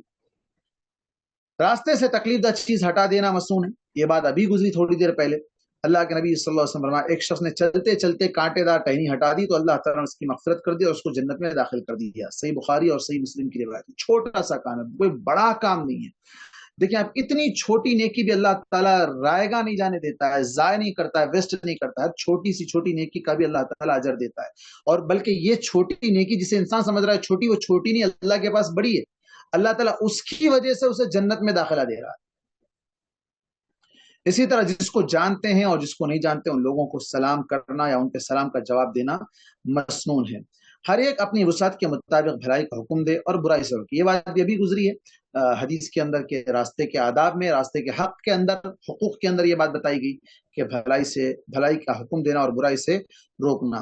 تیسری چیز اس کے اندر ہے، کوئی آدمی راستہ بھٹک گیا، مس ہو گیا، اس کی رہنمائی کرنا، اس کو راستہ بتانا، ضرورت مند کے کام آنا. کوئی آدمی کو کسی چیز کی ضرورت ہے، ہاں اب اس میں کیا ہے، بعض لوگ بزنس بنا چکے ہیں، بعض لوگ پیشہ بنا لیے ہیں، بعض لوگ اپنا ایک ہنر بنا لیے ہیں. ہم گم گئے، ہم راستہ بھٹک گئے، ہم بھٹک کے آ گئے، ہمارا گھر وہاں ہے، راستے میں وہ جانے کے لیے پیسے نہیں، اس طرح کچھ بزنس بنا لیے ہیں کچھ لوگ اچھے خاصے ہیں. ایسے لوگ یہاں تک نہیں آتے ہیں، اسٹیشن چھوڑ کر، فلائٹ مطلب ریلوے اسٹیشن ہے، بس اسٹیشن ہے، وہاں چھوڑ کر یہاں تک گھروں تک آ جانا، گھروں کے پاس آ کے بولنا ہمارا وہ چلا گیا، یہ چلا گیا، ایک بزنس بنا لیے. اور ایسا نہیں کہ اتنی ضرورت ہو گئی پوری وہ چلے گئے، نہیں، اب اس کو بزنس بنا کر کنٹینیو روزانہ وہی بہانہ بنا کر مانگتے رہتے ہیں. تو یہ مانگنے والے ہیں، یہ ضرورت مند نہیں ہے، یہ تو دھوکہ دینے والے لوگ ہیں. گناہ کرنے والے کو گناہ سے روکنا اور مظلوم کی مدد کرنا ہر مسلمان کا فریضہ ہے. راستے میں دیکھ رہے ہیں کوئی کسی کو مار رہا ہے، کوئی کسی کو ستا رہا ہے، کوئی کسی کا سامان لے کر بھاگ رہا ہے، کوئی کسی کو نقصان پہنچا رہا ہے، کسی کی گاڑی کو ڈیمیج کر رہا ہے، کچھ بھی کر رہا ہے، آپ کا کام ہے فوراً اسے روکو. ہاتھ سے روک سکتے ہاتھ سے روکو، زبان سے روک سکتے زبان سے روکو. عورتوں کو چاہیے کہ وہ راستے کے درمیان سے نہ چلیں. یہ چلنے کی بات ہو رہی ہے، اگر گاڑیوں میں جا رہی ہے، کاروں میں جا رہی ہے، بائک پہ جا رہی ہے تو ان کے لیے نہیں ہے. اس زمانے میں یہ تھا کہ بھائی راستہ پیدل چلنے کا ہوتا تھا، بلکہ بازو میں جو نا دیواروں میں ان کی چادریں اٹک جاتی تھی، اس قدر کونے سے چلتی تھی. درمیان سے نہ چلیں بلکہ راستے کے کنارے سے چلیں، ان کو کنارے اختیار کرنے کا حکم دیا گیا ہے. تو یہ آج دو باب ہوئے، ایک تو لباس اور انسانی جسم کے جو فطری چیزیں ان کے بارے میں، اور اس کے بعد راستے کے آداب. اس میں کسی کا کوئی سوال ہو تو سوال کریں، اس لیے کہ اس کے بعد تھوڑا بڑا چیپٹر ہے، طلب علم کے آداب 3-4 صفحات پر مشتمل ہے، پھر وہ ادھورا رہ جائے گا. اگر اس میں کسی کا کوئی سوال ہو یا اس سے ہٹ کے بھی کوئی سوال ہو تو سوال کر سکتے ہیں.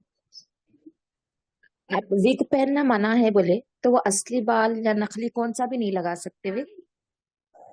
اصلی ہو یا نقلی ہو، یہ کہاں گیا کہ اصلی یا نقلی کی شرط تو نہیں. ایکسٹرا بال، وگ کا مطلب ایکسٹرا بال، چاہے اصلی ہو یا نقلی ہو. اصلی بال کیسے ہو سکتے ہیں؟ اصلی بال تو وہ ہیں جو سر میں لگے ہوئے ہیں، جو نکل گئے وہ اصلی بال نہیں. نہیں استاد، آج کل نا جو بال پھینکتے نا اس سے بناتے. ہاں مانتا ہوں، بال پھینکتے ہیں، یا بعض عورتیں گھروں پہ آتی ہیں، آ کر وہ بال لے جاتی ہیں، پھر ان سے بنائے جاتے ہیں. اصلی یا نقلی کی شرط نہیں رکھی. ایکسٹرا لگانے کو وگ کہا گیا. مصنوعی بال جو کہا گیا مطلب جو فطری طور پر سر سے لگے ہوئے نہیں ہیں ان کو بعد میں ایڈ کرنا، چاہے وہ اصلی بال جھڑے ہوئے بال ہوں، چاہے وہ بنائے ہوئے مصنوعی بال. اچھا سوال ہے آپ کا. اور دوسری چیز، آج کل دلہن ہے پارلر میں پورا تیار کر کے آتے تو لوگ کا سب بدل جاتا، تو یہ جائز؟ دھوکا ہے، لازمی بات ہے. مگر معلوم ہو رہا نا استاد کہ ہاں یہ سب یہ لگا کے آئے، انسان کو معلوم ہو رہا تو دھوکا کہاں سے ہوا ہے؟ یہ معلوم ہوتا کہ ہاں میک اپ ہے، یہ ہے. میک اپ میں ہے، لیکن اس وقت نماز کا ٹائم آ گیا تو نماز کو جائیں گے، نماز پڑھیں گے. دلہن کے لیے نماز معاف ہے، دلہے کے لیے نماز معاف ہے، دلہن یا دلہے کے گھر والوں کے لیے نماز معاف ہے.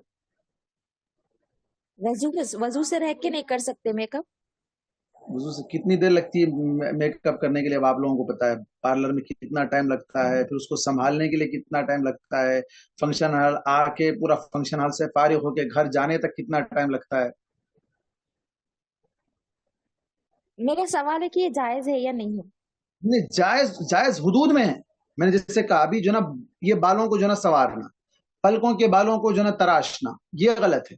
اس سے ہٹ کے آپ جو نا ایسی چیزیں جو خوبصورتی کے لیے اللہ تعالیٰ نے خوبصورتی دی ہے، خوبصورتی کو اپنانا. اللہ تعالیٰ ان اللہ جمیل یحب الجمال، اللہ تعالیٰ جمیل ہے، اللہ تعالیٰ جمال کو پسند کرتا ہے، خوبصورتی کو پسند کرتا ہے. لیکن اس خوبصورتی کے لیے شرعی حدود کو پامال کر دینا، حدود سے آگے بڑھ جانا، ایسی چیزیں. اب جیسے پارلر کے اندر بہت سی چیزیں ایسی آتی ہے، ایسے کیمیکل سے بنے ہوئے ایسے چیزیں آتی ہیں جس کے اندر باضابطہ جو ہے نا سور کی چربی استعمال کی جاتی ہے، پگ کی چربی استعمال کی جاتی ہے.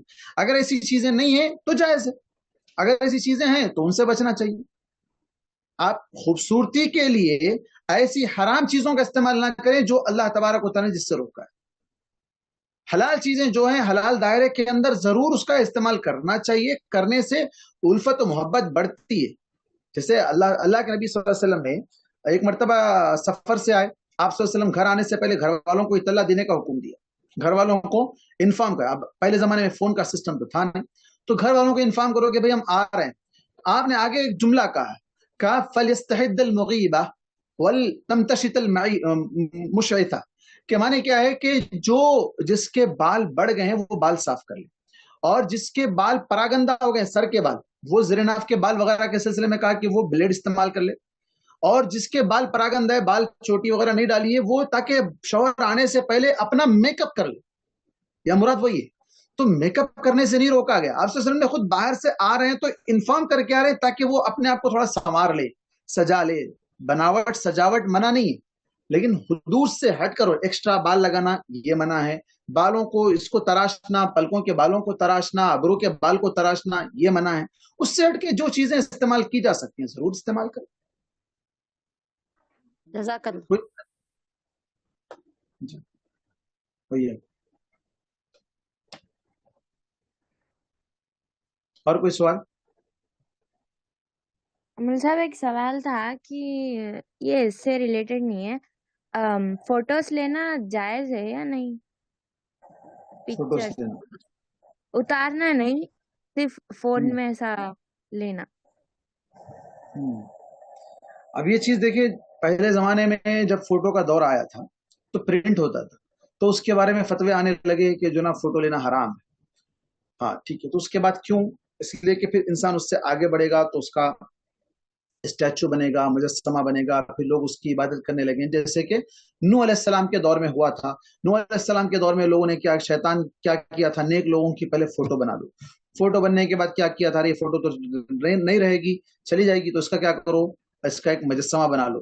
مجسمہ بنا لیے تو پھر کہا کہ دیکھو تمہارے باپ دادا بڑے نیک لوگ تھے, یہ لوگ گزر گئے, ان کی عبادت کرنا چاہیے, ان کے سامنے سجدے کرنا چاہیے. تو اس وجہ سے اللہ کے نبی صلی اللہ علیہ وسلم نے, اور بالخصوص قیامت کے دن جو اللہ تبارک و تعالیٰ ان لوگوں کو جو فوٹو لیتے ہیں, اللہ کے نبی صلی اللہ علیہ وسلم نے کہا کہ اللہ تعالیٰ انہیں اس بات پر مجبور کر دیا جائے گا, یا انہیں یہ کام ان پر لازم کر دیا جائے گا کہ وہ بنائی ہوئی تصویر میں جان ڈالیں, روح ڈالیں, جبکہ وہ روح ڈال نہیں سکتے ہیں, ان کو عذاب دیا جائے گا. تو اب یہ جان ڈالنے کا جو معاملہ ہے, یہاں آ کر بہت سے اختلافات ہوتے ہیں. بھائی مجسمہ اگر بنا رہے ہیں تو الگ ہے, فوٹو اگر پرنٹ لے رہے ہیں تو الگ ہے, فون میں جو فوٹو ہے وہ تو ڈیلیٹ ہو جاتی ہے, اس طرح لگے. لیکن صحیح بات یہ ہے کہ جو ضرورت کے حد تک ہے اس کا استعمال کے لیے, جیسے مثال کے طور پہ ration card, PAN card, passport, Aadhaar card, یا اس طرح آئی ڈی کارڈ, ایسے چیزوں کے لیے جہاں ضروری ہے وہاں اگر آپ پرنٹ جو نا ہارڈ کاپی لیتے ہیں تو وہ درست ہے. اس سے ہٹ کے لینا, یا پھر جو نا آج لے کر رکھیں گے کل کے دن نہیں, بھائی یہ پورا ایک البم بنا لو, اس کا ایک ویڈیو بنا لو. پھر ویڈیو جو نا آج کل تو سوشل میڈیا کا دور ہے, بالخصوص لیڈیز فنکشن ہالز میں جو نا شادیوں میں فوٹوز لیتی ہیں, بعد میں فوٹوز لیک ہو جاتے ہیں, ویڈیوز لیک ہو جاتے ہیں. کہاں سے لیک ہوتے ہیں, کون لیک کرتا ہے؟ فون ہیک ہو جاتا ہے, یا کوئی جو نا اپنے خاندان میں کسی کو ڈال دیا, وہاں سے پھر وہ پھیل جاتے ہیں, وائرل ہو جاتے ہیں. تو فتنہ ہے, کسی بھی شکل میں وہ ایک فتنہ ہے, اس فتنے سے بچنا چاہیے. اور مول صاحب وہ ناخن کے بارے میں یہ تھا کہ کچھ لوگ بولتے کہ اگر مطلب بھول سے اب نہیں کاٹے ناخن یا پھر تھوڑے بڑھ گئے تو لوگ بولتے کہ وضو نہیں ہوتا, شیطان بیٹھ جاتا اس میں, کچھ ایسے بات ہم بولتے. تو وہ کیا صحیح ہے؟ صحیح نہیں ہے, صحیح نہیں ہے. کاٹ لینا چاہیے, لیکن شیطان بیٹھنے کی وہ جگہ نہیں. شیطان جیسا کہ اللہ کے نبی صلی اللہ علیہ وسلم نے کہا کہ صبح جب انسان نیند سے اٹھے تو وہ پہلے اپنی ناک کو صاف کرے, کیونکہ شیطان ناک کے اس خیشوم میں جو نا رات گزارتا ہے. یہ ذکر ہے, ناخن کے اندر بیٹھتا ہے, ایسا کچھ نہیں. ناخن بڑے نہیں رکھنا چاہیے, فطرت کے خلاف ہے, اور اس سے خود کو تکلیف, دوسروں کو تکلیف, اور اس کے جراثیم جو نا کھانے وغیرہ کے وقت جو نا منہ میں چلے جائیں گے, الٹا اس کے لیے جو ہے نا نقصان دہ ہے. آج کل مائکروسکوپ کے ذریعے کئی چیزیں دیکھی جاتی ہے, ناخن کے بھی رکھ کے دیکھے جاتے ہیں. دیکھو ناخن کے اندر کتنا جو ہے نا میل کچیل ہوتا ہے, کتنا اس کے اندر جراثیم ہوتے ہیں, بیکٹیریا, کیا کیا جو نا غلیظ چیزیں سب نظر آتی ہیں, دکھتی ہیں. لیکن اس کے باوجود بھی بعض لوگوں کو عادت ہے, فطرت سے ہٹ کر عادت بنا لیا انہوں نے, اس کو عادت پر چلتے, نہیں بھائی کاٹے تو اچھا نہیں دکھتا, ہم کو ایسا بڑا رہا تو جو اچھا دکھتا. جی منور بھائی, اور کوئی سوال؟ ماشاء اللہ سے سوالات کی تو کوئی کمی نہیں, اللہ کے فضل و کرم سے. جزاک اللہ خیر. بارک اللہ فیک. تو پھر اختتام کریں. ٹھیک ہے. पढ़िए जरा سبحانك سبحانك اللهم اللهم وبحمدك وبحمدك أشهد أن لا إله إلا أنت أستغفرك وأتوب إليك جزاک جزاك اللہ خیر الله شیخ. خير وإياكم